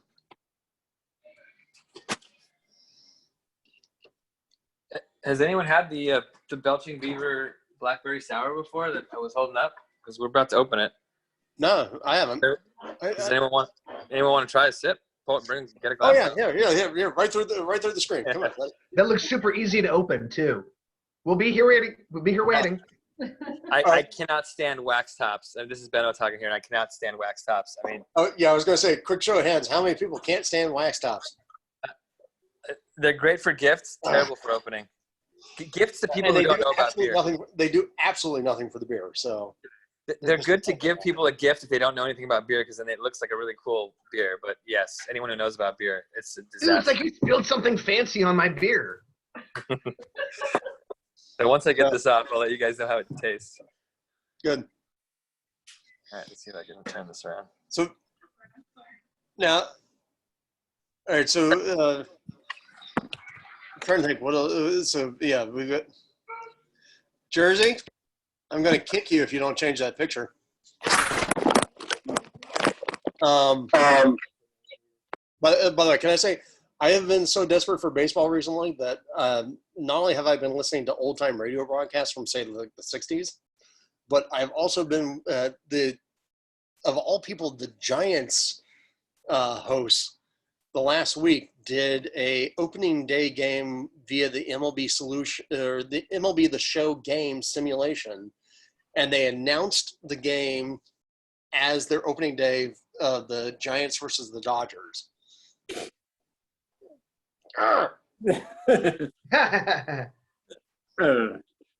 Like, hey, Drew, if you're getting into the old broadcasts, if you haven't already, seek out the old vintage Vin Scully calling Koufax's games, that kind of stuff. It's Brad.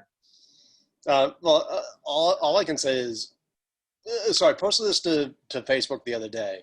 Like, I'm not a Dodgers fan, right? Because of course I'm a Red Sox fan. Vin Scully.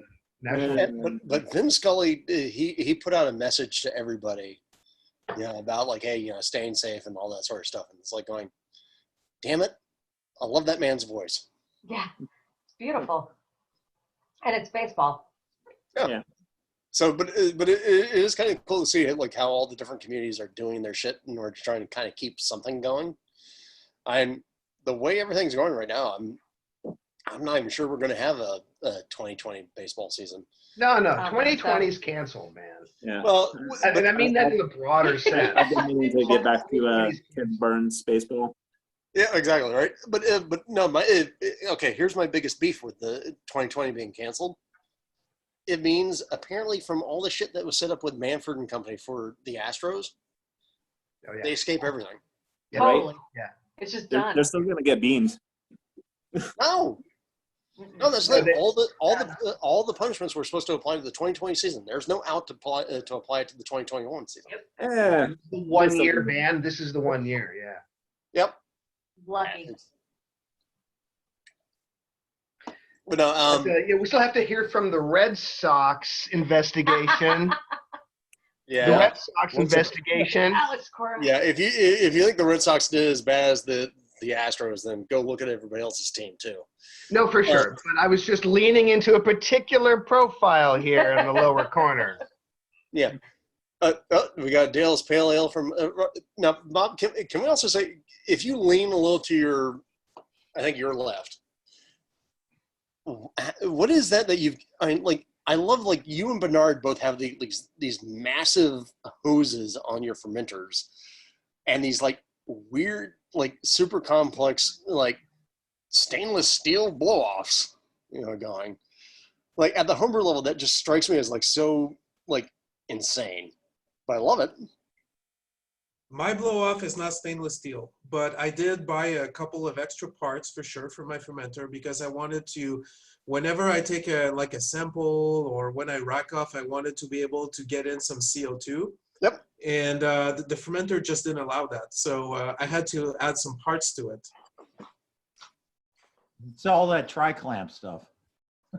I can feel you. I can feel you on that front because I've got this gizmo. Little tri clamp valve, pressure gauge, and gas line. So yeah. I have one of those too for mine. Oh shit. That's where that went. I needed that the other day. God damn it.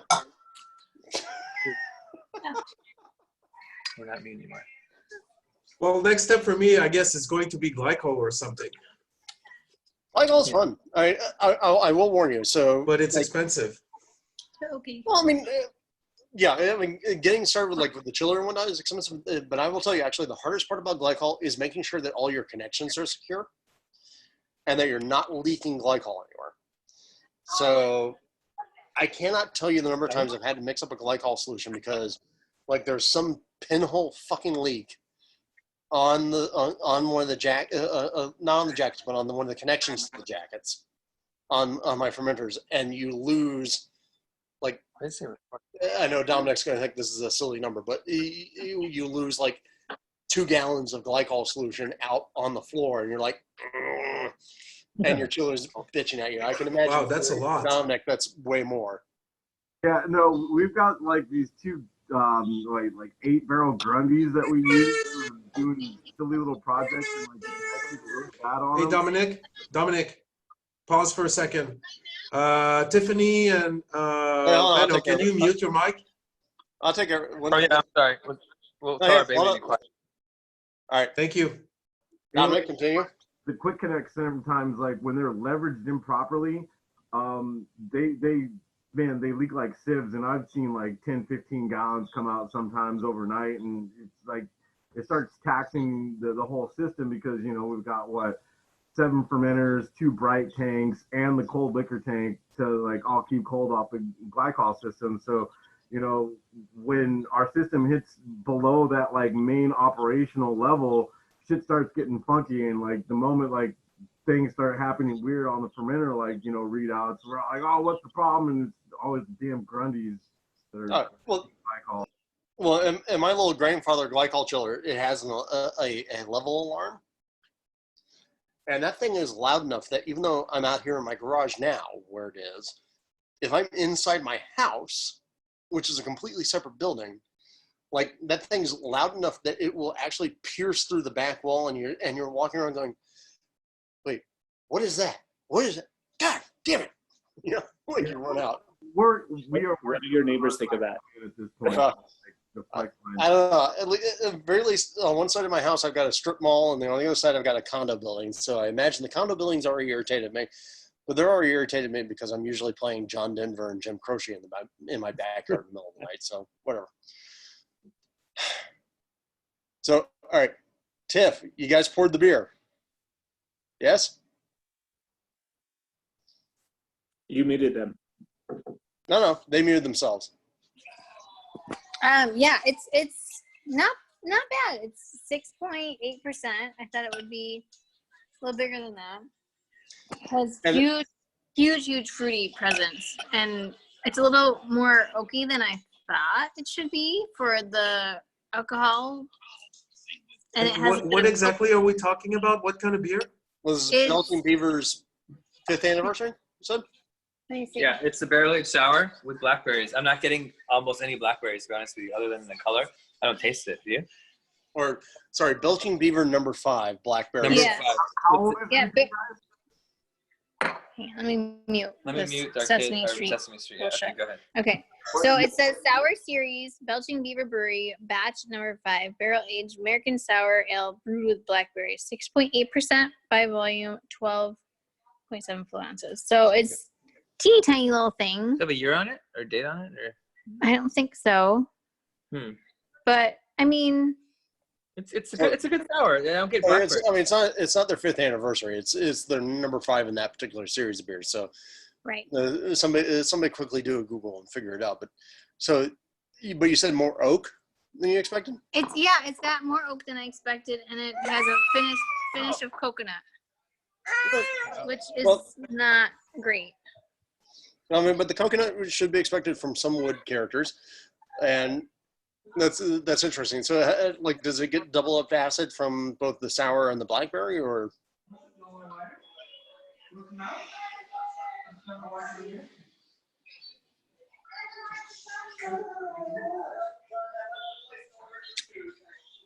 I mean, it could be more sour. I think it's more sour from the berries. Okay. I mean, Yeah. look, that's fair for a lot of breweries. I mean, a lot of breweries are worried about making things that are too sour. So. Yeah, I like more. And it's got a nice little effervescence in my little champagne flute. And Bino has 2 cents too. Let's listen to him. My 2 cents. This is not a fruit sour. When somebody says like a fruit sour, you expect a tart blackberry juice type thing. This is to me, this is a lacto. You think so? Yeah, I don't get any blackberry. You get blackberry? Yes, We absolutely. need Drew here. We need Drew. Can you try this? Try this. Look, Hey man, hear me out for just 1 second. So it is my opinion here that women are way more sensitive with their nose and their tongue than men will ever be. Oh, So I have absolutely no doubt that Tiffany is getting what she's saying she's getting. Well, but also at the same time, I will say, like, for me, I tend to want my beers with additional ingredients to, yes, be reflective of those ingredients, but I don't want them to be that ingredient. I agree. You know, 100%. So I mean, like with the blackberry thing, like for instance, I'd want some of the tannin and the acid from the blackberries. I'd want some of that fruitiness, but I don't want it to be like I'm drinking a lot of blackberry juice, right? This is a beer that you would like. I still like it. I'm telling you, a lot of times you get like a raspberry sour or a cherry sour. It tastes like you're drinking tart cherry juice or tart raspberry juice.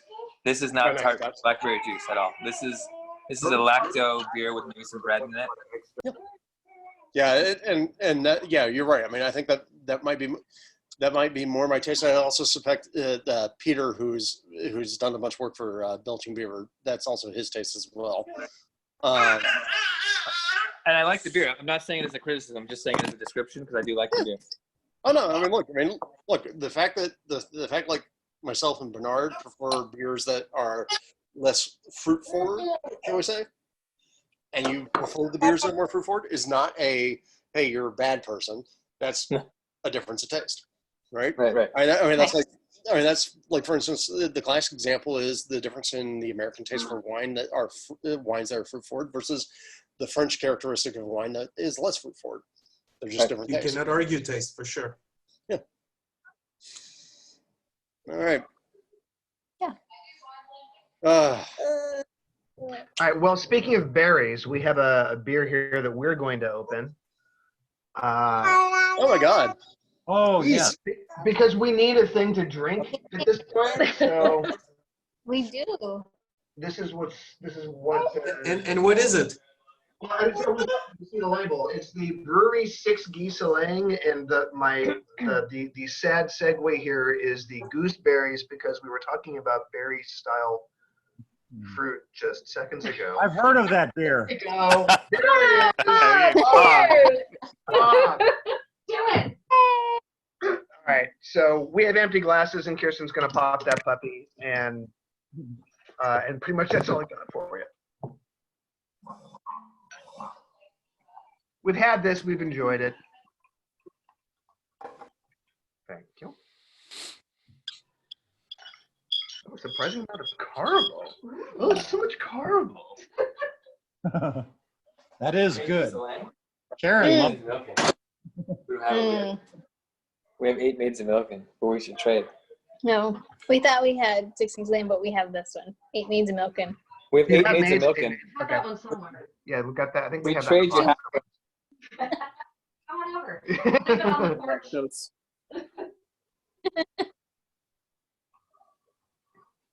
They had the whole set at the stuffed sandwich for $185. What's about what's that? Oh, you got They had the whole set of those at the stuffed sandwich for $185. No kidding. awesome. All 12 of them. Yeah. Dang. I think we have 3 fruit. Wow. So how is it? You know what? It's very good. The aroma is. It's a lot of light caramel, Snickers-like kind of caramel, Milky Way kind of caramel. A little bit of that kind of light berry. You know, I don't know the gooseberry kind of thing as well, but there's a light kind of currenty. There's a tiny bit of coconut, and the body is maybe a little thinner than I was expecting. Maybe thin out a little. It's pretty good. It's pretty good. Come on over. Don't do that. Robert, are you opening that bottle? No. Wait, which sorry, I missed it. Which bottle was Robert threatening to open? What was that same Lane one? It says, how is it called? 7 Geese a Licking? Laying. Laying, okay. That's better. That's not much better. That's a completely different song. Yeah. Same weekend, different song. Right. Hello, I'm French Canadian. I don't know any of those songs. You're forgiven. Well, I actually suspect you know the same songs. It's just translated differently. Yes. Yeah. Very differently. Well, so what? I lost track of the original question. So 6 Geese a Lane, why is it called that? You're asking? The brewery, they had the 12 Days of Christmas series where for 12 years they released a different bottle that matched the song you don't know, because there was like 6 Geese a Laying. That was the 6th year of Christmas, I think is how that was supposed to work. Day. 6th day of Christmas. Christmas is not 12 years long. It just feels like it. Well, back in the old days, it was. There you go. There you go. So anyway, does that answer your question, Bernard? Have I sufficiently confused matters? Okay, Yeah. good. So, but basically, for for the past 12 years, they've done a different Christmas beer, right? Or for how long the series is run. So yeah, 6 Geese a Laying. They say it's a classic dark and toasty winter ale, brewed with gooseberries, and it displays notes of plum, dark cherry, and citrus-like fruits. It is Belgian style. It's from the brewery. Almost all their stuff is Belgian style.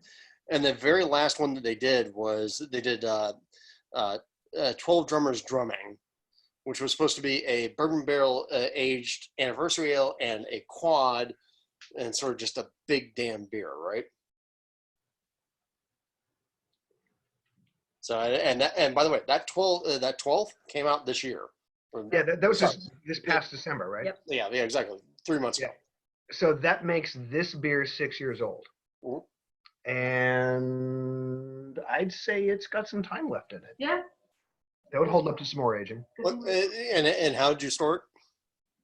Cellar temp, So like 50, 55? 55. We have a storage locker, humidity controlled, temperature controlled thing out in Around the Pasadena. corner from you. Around the corner from you. That is 55 degrees and I think 71% humidity, something like that. So that's where it's been. That's good. Yeah, that's always nice. Yeah, I depend upon my big dumb chest freezer behind me that I lose things in. I would love a big dumb chest freezer behind me, but instead, Hey, actually, in a lot of ways, the not having the big dumb chest freezer and having an actual professionally controlled space is better. Because yeah, you can store beers that cold, but wine's not so much. yeah, I don't have to maintain it. The thing is, we originally got it for wine, and now it's got wine, beer, and cheese in it. Yeah. So that's the big dumb chest freezer. Ah, Yeah, fancy. big white brick with a lid. I'd love one. Yeah, exactly. Yeah, well, and then Yeah. you just go and Yeah. you open it, and ta-da! Yeah. And soon there'll be more kegs in there because. Yeah, because more kegs. Rub it in, Drew. I'm not rubbing it in. I'm just saying. Meaning we're shooting from our locker. Yeah, exactly. Coming to you live from Store Box. Well, but okay. So I mean, here's the thing: is like, this is arguably a lot different for me now than a lot of other people who got into this hobby. When I got into the hobby, you could buy a used keg for like $12. Now, I got a deal. I found a guy on Craigslist who was selling kegs for $30, and he had 4 of them in Lancaster in a heat wave. And I decided last summer it was worth the drive. I damn near killed my car going over Angeles Forest to get there, and it was worth it. Well, but I mean, again, when I got into this hobby, so 99, 2000 was when 2000 was when I bought a lot of kegs. I mean, kegs were $12 a piece, right? I got these bad boys for for about 100. They're what, 10 gallons? Yeah. Wow. These aside from those conicals that you guys saw earlier, I got 3 of these. These are my primary fermenters. And now, generally speaking, it's pretty hard to get used kegs. Why is a 2.5 gallon keg $90? I know. I mean, that's bananas to me. So like I fully recognize the fact that I've got about 30 kegs in this space. That is almost unobtainium for a home brewer who's getting involved now. So I got 9 and I feel lucky. I said I have 9 and I feel lucky. I've been surprised in the last year. The availability at the shop for used kegs has kind of fallen off a cliff. Well, because I don't think John's been able to find any new stashes. I mean, well, that's the thing. Yeah, I don't know where Sean was sourcing them before, but everywhere now, and we're psyched. No, I mean, people forget. I mean, like back when the about 06, 08, there were a lot of kegs that got shipped off to like China for recycling. I don't like China. Yeah, I think we all have reasons to be irritated with China right now. Wuhan. All I'm hearing is that there's no reason for post-quarantine meetings to not be packed with homebrew beer. Yeah, well, I mean, look, the other day, I think the other day, but no, actually, I think probably about 4 weeks ago, because I don't think I was under lockdown by that point. I was walking the dogs and I saw a pair of window cleaners, right, working around one of my local restaurants, and they were they were cleaning the windows with some sort of chemical they were spraying out of corny kegs, 5-gallon corny kegs. I'm like going, why? We could use those. Yep. Yes, and there is the classic debate between pin locks and ball locks. I'm actually staring at 3 pin locks right now that need cleaning. And I haven't cleaned them out Dude, recently. pin because locks? Come on, dude. Who uses pin locks? They I- suck. I usually use those for my sours. Why? So I have different lines and connectors. Okay, that makes sense. I could see that. No, but it is funny. Like the whole pin lock versus ball lock thing is almost regional. If you go into other places in the U.S., you'll see like different appreciations. Steve, I know you're in Florida, which is a big Coke company. Are there more ball locks or pin locks in your area? Way more ball locks. Really? Okay, so that's interesting because I think, if I remember correctly, pin locks were Coke. But the pin locks are way cheaper than ball locks, but everybody wants ball locks. Which is weird because in some ways, ball locks are actually better just from the post. Bernard, why do you have such a hatred for ball locks? Because they just suck, period. I mean, it's like, I don't know. Ball lock is so easy, dude. It's just plug it, done. Also, the keg size tend to be slightly different with pin locks. It's like a little shorter, a little wider. It's weird. Yeah. Just No, as, yeah. as well. All my pin lock kegs are at least an inch shorter than my ball locks, which means they take up more room. Yeah. Yeah, on the ground. By the way, I don't hate pin locks. I just don't think they're great. Well, yeah, but you also keep saying they suck. Yeah, they suck. I mean, isn't this a little bit like beta versus VHS, guys? I mean, seriously, like, I mean, everybody has the ball locks. Like, let's be honest. Like, beta is, I mean, you can hang on to it for dear life, but we have, how many pin locks do we have that are just sitting there getting, We don't have any pin lock. we got rid of them? No. We just threw them out. We couldn't even sell them. I have ball locks because I was told pin locks are bad. And now, with some time, I realize it doesn't really make any difference, and the pin locks are way cheaper than ball locks. They're Plus, cheaper pin for, locks. It's over. Well, they're cheaper for a reason. Supply and Well, demand. but I mean, the big thing about the pin locks I do like is the fact that it's impossible to screw up the gas and liquid posts. Yeah, ball locks I still screw that up routinely. You know, I try not to, but it still happens. Did they yesterday? Yep. See.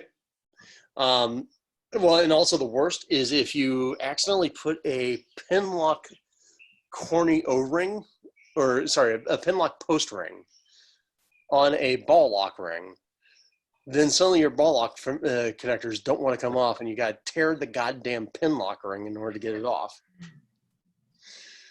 Requires a little wedging. So Color coded at the shop, coming to you.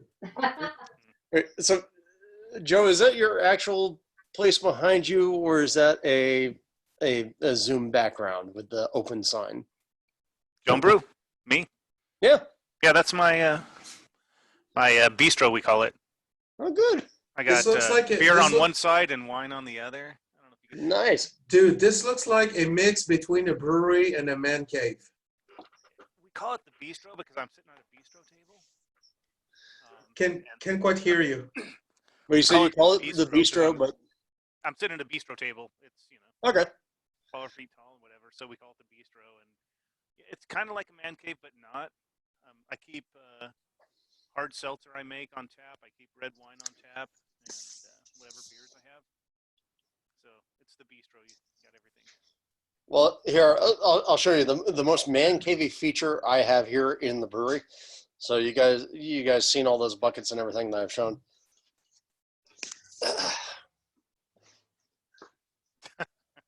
I've got my nice club chair. You know, in other parts of the world, they might call this a throne. Well, this is a nice little club chair that we couldn't fit in the house anymore, and I loved it, so it stayed here, and it's in the brewery. So even now, while it's raining outside, right, and there's no real good reason for me to be out here, I can go sit down there and relax. And so, yes, it is the very definition in that way of a man cave for that reason, because it's just a nice, comfortable, garagey space for me to sit in. Can I give a shout out to my wife Tiffany here for a second? Sure. We have been remodeling our house for like a year, and this is now a picture of what I was griping about, but the back of our bed. Tiffany did a wallpaper sticker of a map of LA. It's massive. It's Oh, king that's size. so cool. That covers is the pretty entire- fucking cool. Yeah, and it took us like 4 hours to install. It was kind of a bitch, and I was complaining about it the whole time, but I love it. So that's all. Wait, is that wallpaper? It's a sticker. It's a mural Okay. sticker, and it came in 7 pieces. 8 different Wow. strips. Ceiling to floor strips, about 3-4 feet wide, and we had to lay them on top of each other and get them exactly perfect. See, what's funny to me is, I mean, maybe it's because I've been living here in LA now for 24 years. I look at that and like I didn't even have to know. Oh, hey, that's a map of LA. I just knew that was a map of LA. It was like, yep, that's LA.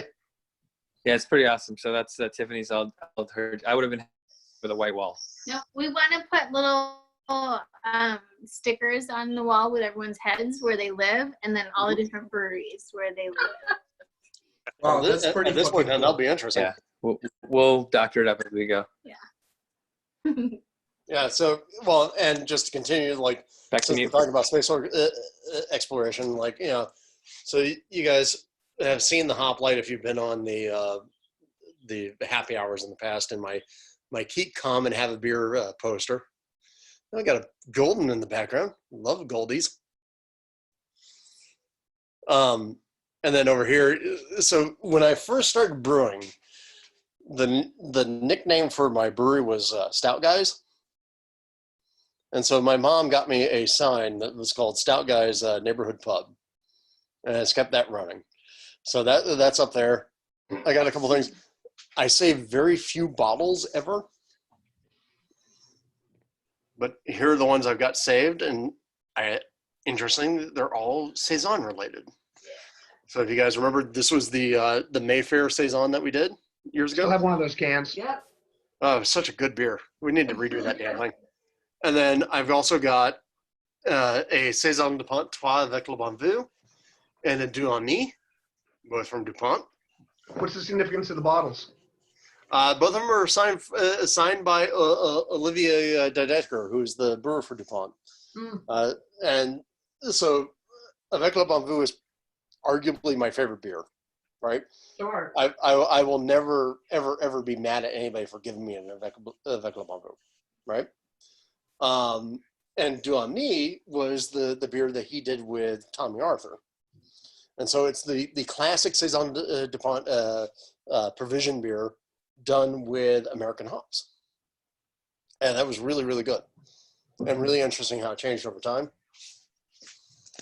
And then, of course, I got the giant collection of glassware that my wife has forced me to keep edited, understandably. But here's the fun part for me. So I first started doing all grain brewing in 1999. That's my original brew kettle. Oh. Duval. So she still sits up there. And actually, I still enlist her from time to time to do sours. So. Does she have a name? She does not. She has a gender, so I wasn't sure. No, well, that's like all my cars are called the SAV Mark something, which is the Suburban Assault Vehicle Mark blank. And so for all the cars I've owned now, I think I'm on we're on SAV Mark 6.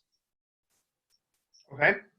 So, but no, but again, my little space, and like I said, all the grains that people have seen in the past, those buckets are large. The buckets are filled with grains. The containers that you see also in those cubes are filled with vacuum packed grains like crystals and roast, the things you only need a little bit of. And then I got a lot of spare equipment that's just waiting for me to do something with it. Man, I wish just like you, I was on my laptop because I could show you a lot of things. The only thing I'm going to show you right now is that my ex had a lot of custom made stuff done for me. And I don't know if you can see this. Almost. Oh, wait, I see the label label. Exactly. So she had a growler made for me that has my name on it and established, it says 2012, which is basically the year I started brewing. And so I have all of this stuff that is like custom made from Etsy and all the likes about brewing, which is pretty awesome. Mm-hmm. Well, the good thing is, I mean, at least here in LA, and I think most of California, you can take those growlers and you can take them to places and go and get them filled because you can say it's not a brewery. Exactly, it's me. I take our Falcons drink tanks growlers. So you guys remember the ones that we got the super goddamn special deal on? So how do you like that growler? I love them. Okay. I mean, I don't have any problems with them. I'm not trying to hold beer. I don't own one of these, but I've used one of these before, and I found it like really hard to get like the handles off and stuff. You need that. So when they originally released these, they only had the stainless steel bales on them. So the same wire down here, and then they released a edition and they sent them to a bunch of people to give them these little black plastic wings that make it super easy. Like the only real issue I have with them nowadays is just the trying to align the lid correctly. Right, because again that lid is super funky. I think it's a fairly small problem though. Yeah, but exactly. But yeah, in comparison, like before getting these wings, yeah, opening was a giant pain in the ass on them. But with those wings, it makes it super simple. But yeah, I love these, and I also love the fact that I don't have to carry 500 goddamn growlers in my car anymore. And I got 2 colors. For some reason, I don't know why, but I carry. I don't know if you could see this. Oh, you got 2. I do. Yeah, I keep an oak aged dark vanilla Michelob from 2005 sitting on the shelf. I don't know why. Because you can. Because I can, and I have a Budweiser Brewmaster's Private Reserve from Top 5 as well. I still have on the beer shelf in the office. I have a can of ye old generic Ralph's beer from 1996. Whoa.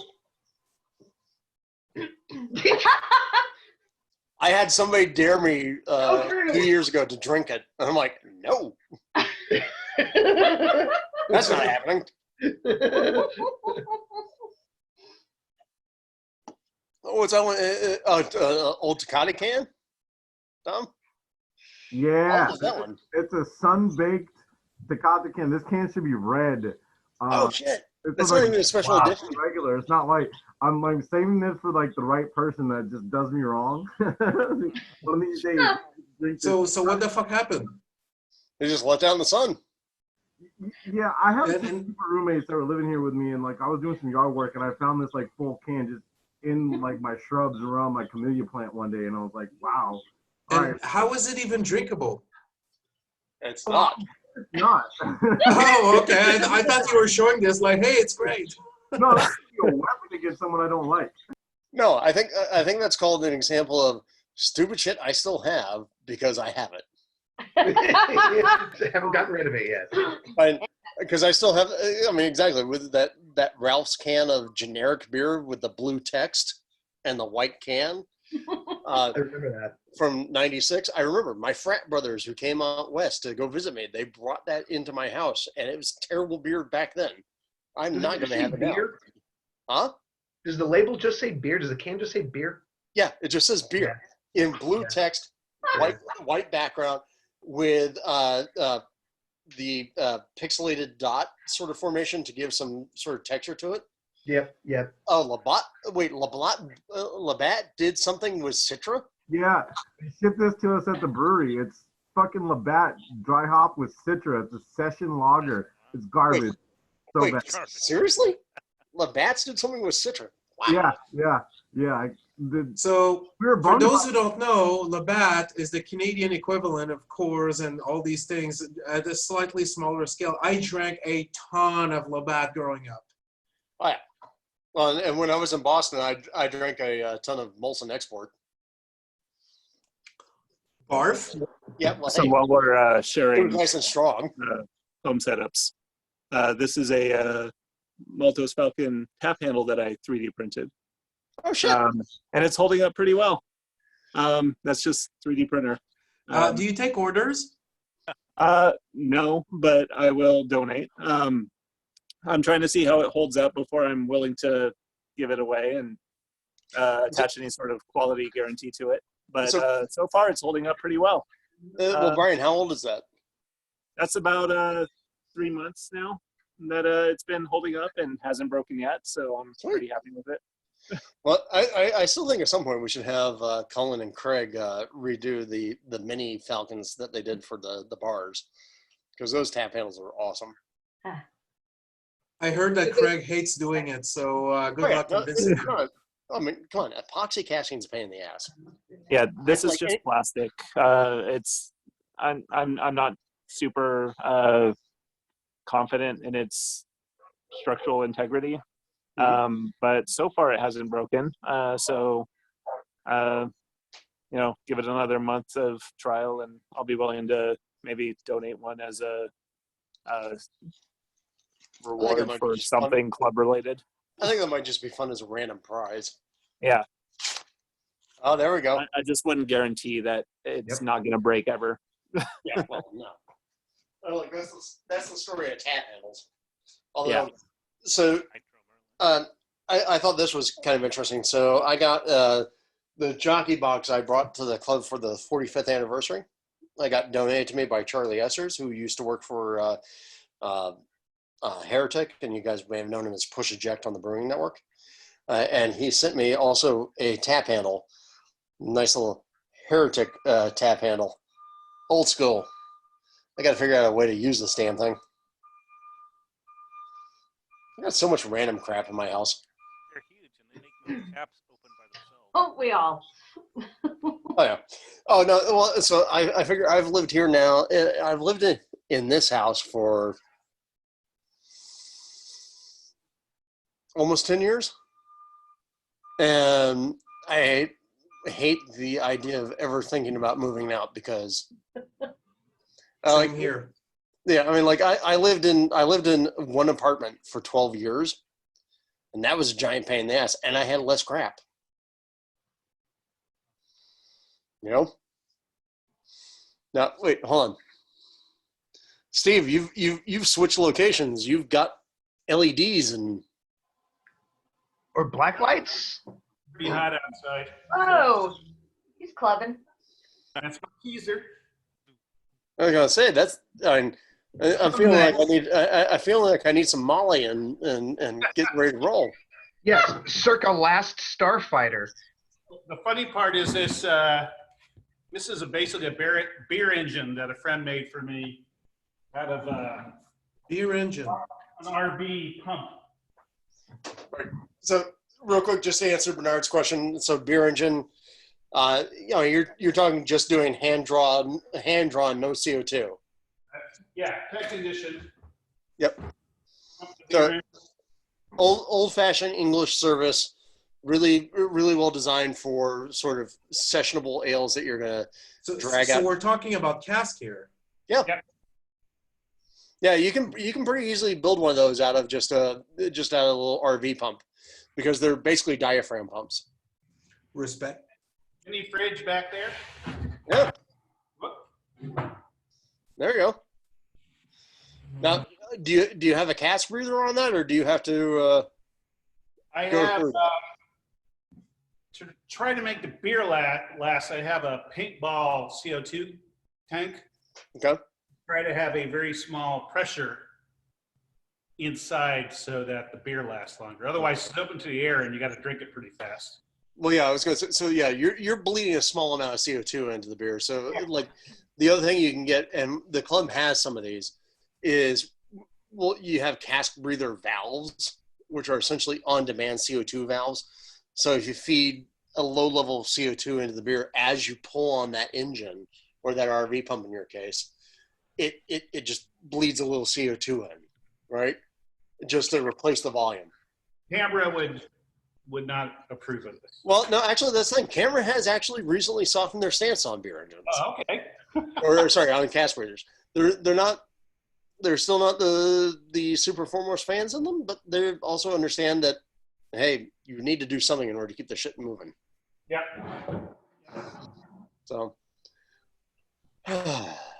My certified judge thing. I have something like that hanging around here somewhere. I don't know where. There's a big beer thing. Yeah. Well, I don't know about you guys, but I mean, I appreciate the fact that it is a. Oh, is it bedtime already? Oh, Can I say something real quick? The reason I'm here, because I'm not in California, obviously, but I came upon the Maltese Falcon website when I was researching how to do saisons. Oh. And I used the information from that. Last year, I got a gold medal for a saison. Right on. They gave me a bottle of Cantillon Goose as part of the prize. So I'm very nice. That's nice. That's a fantastic prize. Yeah, that was awesome. Well, I'm glad that information came in handy. I've been doing that for, I don't know, God knows how many years now. Yeah. And saison's still my favorite style. Like, I mean, pretty much, I think years ago I told people I was between mild IPA or double IPA and saison, and that's still pretty much the case. Those are the things I love to drink. And over here, I actually have, well, over here, couldn't see me, like over there, I've got a brand new saison in the mix with a new White Labs blend that is supposed to be a non-diastaticus blend. Okay. Just to Steve, you're in Florida? Yep, South Florida. Thanks for joining us, man. Appreciate it. Yeah, no, I had a lot of fun, and I like the fact our clubs are pretty similar. Actually, I was expecting, because you guys are kind of the old pros, and we're kind of a younger club, but I think the spirit is basically the same. So, did you say your club is called MASH? MASH, yeah, Miami Area Society of Homebrewers. Got it. Okay. One of those dumb acronyms. You know, it's funny because the reason we had Quaff People, one of the reasons we had Quaff People today is because I was going to taste a BJCP written exam on April 25th in San Diego. Right. And Oleg, who was one of the guys who was here, was hosting it. And so, there were some email conversations, and with the coronavirus, this had to be canceled, obviously. And I said, and he seemed very disappointed. And I said, listen, man, I'm the president of Maltese Falcons. We had to postpone everything. And so it's not just you. And he said, you know what, Bernard, maybe it's a time for clubs to get closer together. And I 100% agree with that. And so, thank you for joining us from Florida. If you want to bring in your friends next time, will do. That would be awesome. And hopefully maybe the Homebrew Con's going to happen, because I love that thing. I'm doubtful about this, but we'll see. I am too. But on the border of them deciding no, but we'll see. Yeah. Well, but here's one of the things I was really happy to see, like folks from Pacific Gravity, from Quaff, from Long Beach Homebrewers, and other places around the country, because the weirdest thing to me about clubs in general, I mean, I love the idea of clubs. I love the idea of building community, is that for whatever reason, in particular with, say, male-oriented clubs, there always seems to be a sense of and rivalry that is somewhat unnecessary, right? Because again, it's a dick measuring contest. I can give you that. Yeah, it is. Because you stop and think about it. So here in the U.S., like of the people, or not even in the U.S., like say here in L.A. All right, so L.A.'s county is 18 million people ish. Yeah. Upwards We of have. that. Yeah, more. Yeah. So, but say 18 million-ish people. We have about, say, 20, 30 clubs that are, at the most 200 members. And that's being generous. So that is what, 20 times 20, I mean, it's not very many people in comparison to the total population. So the fact that we get into these weird little crossover pissing matches amazes me, because we are a tiny select group of people who are all obsessed about the same thing.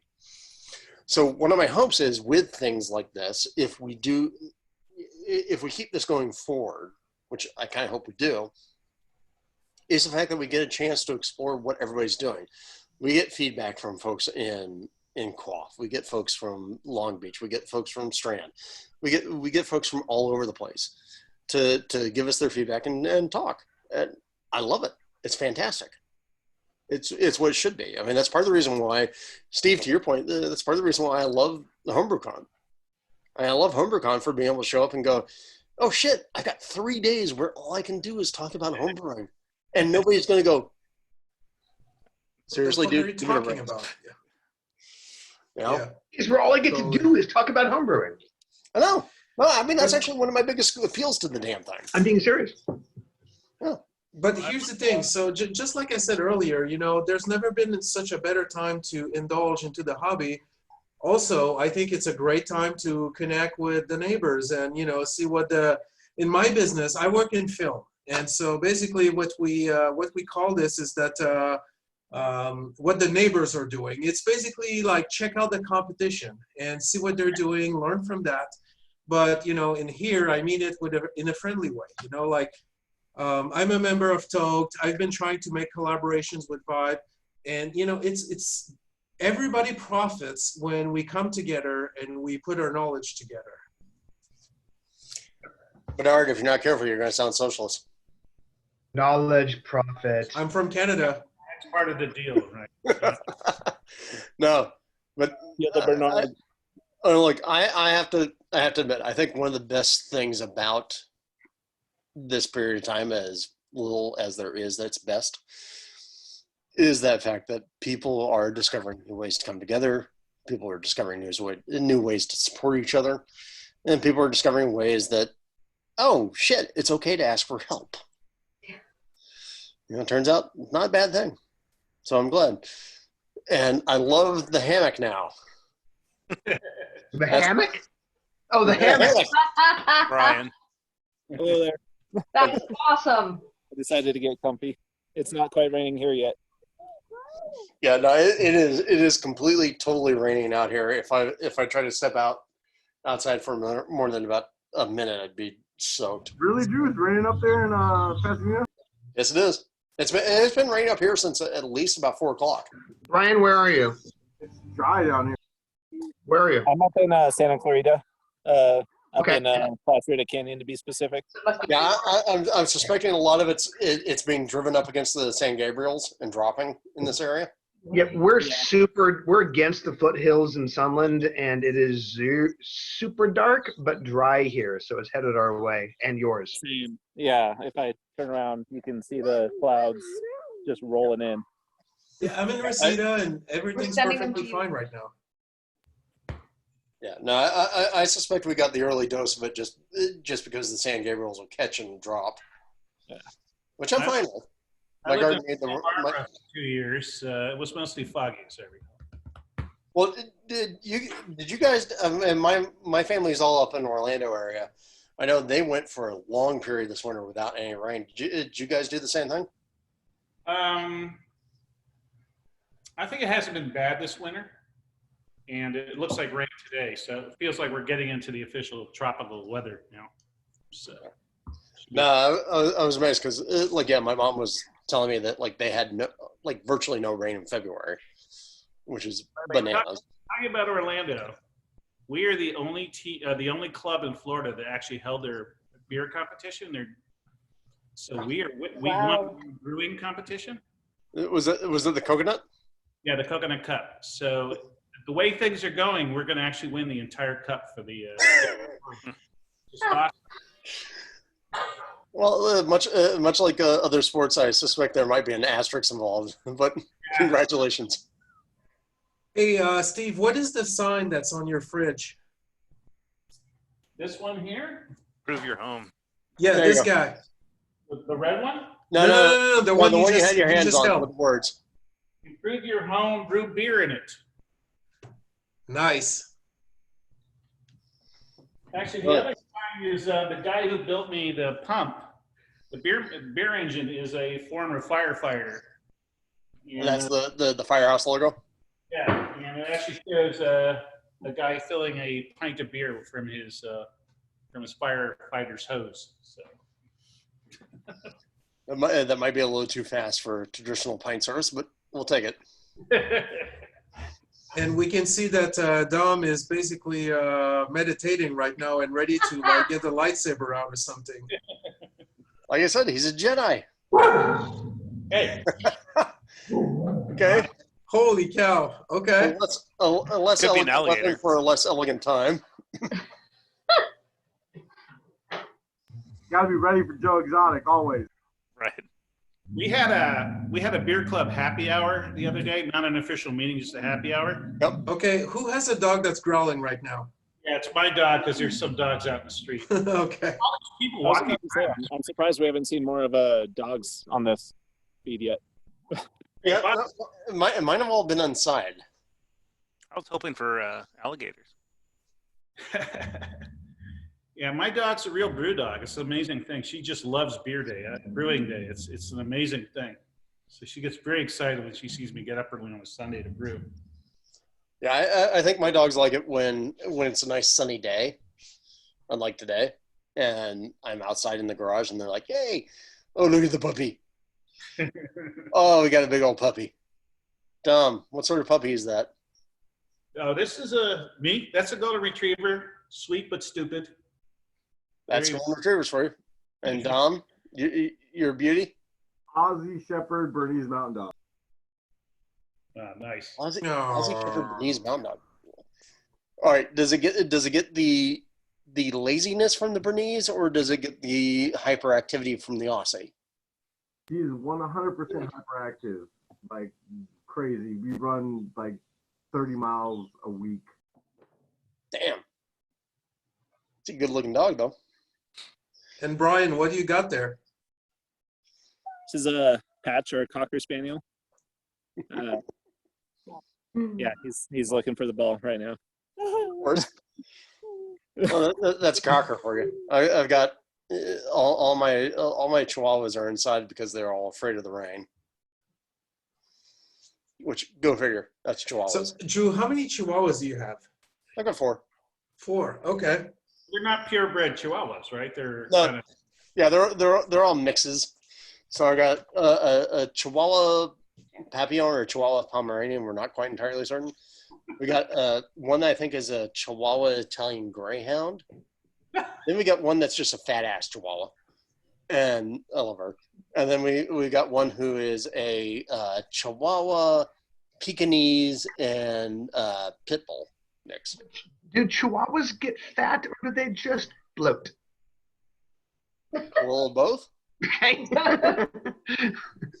I love her, but you go and you look at the pictures from when we rescued her when she was a puppy at 8 weeks old, and she's just this tiny little thing that was like about this big, and now she's just this beefy little sausage on tiny little legs.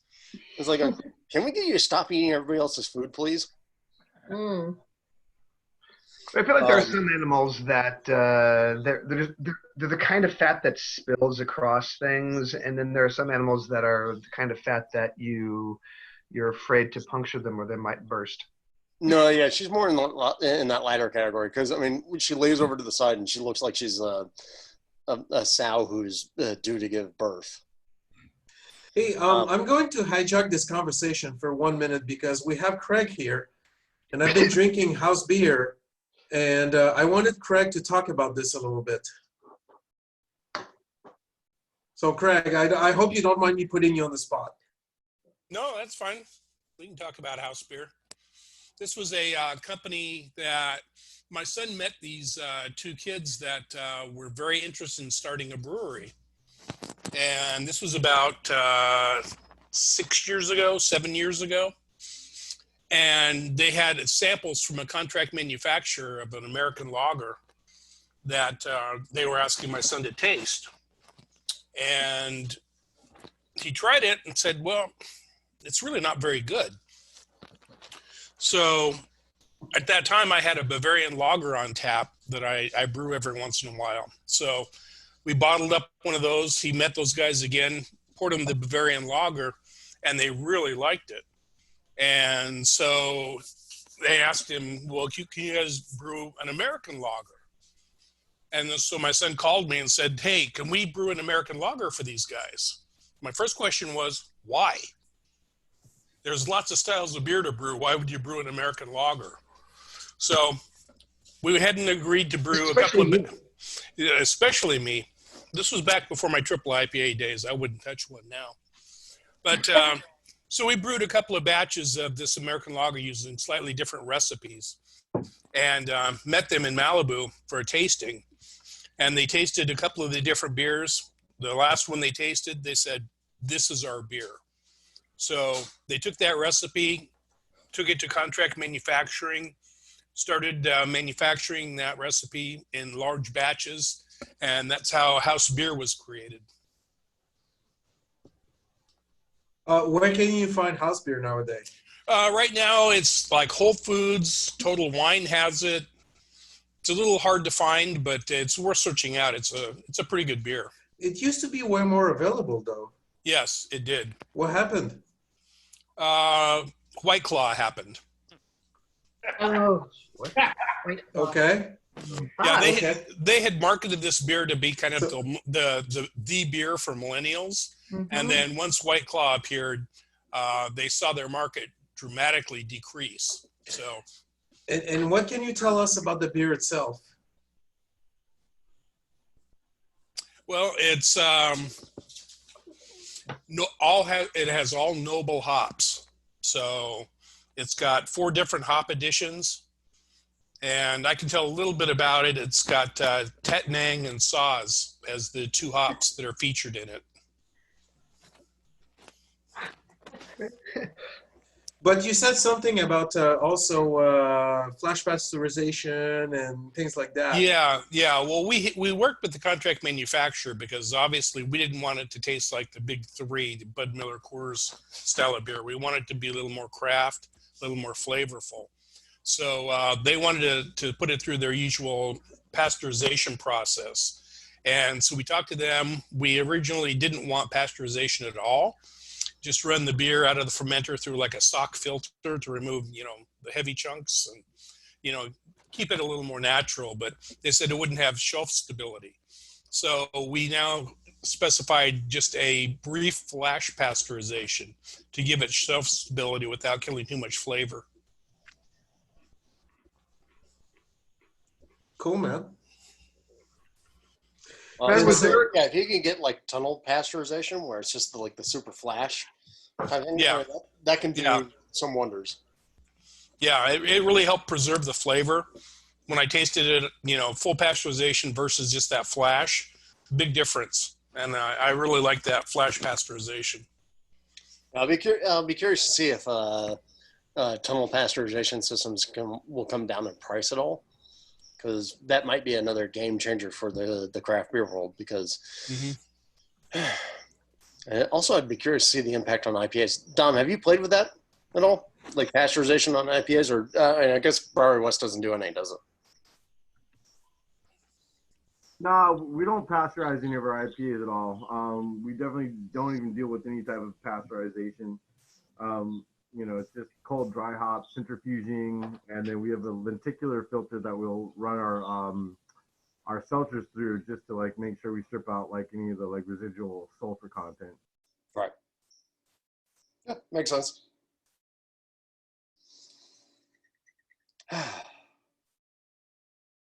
Well, guys, it sounds like it's 3:00. We're pretty much at the end of the meeting.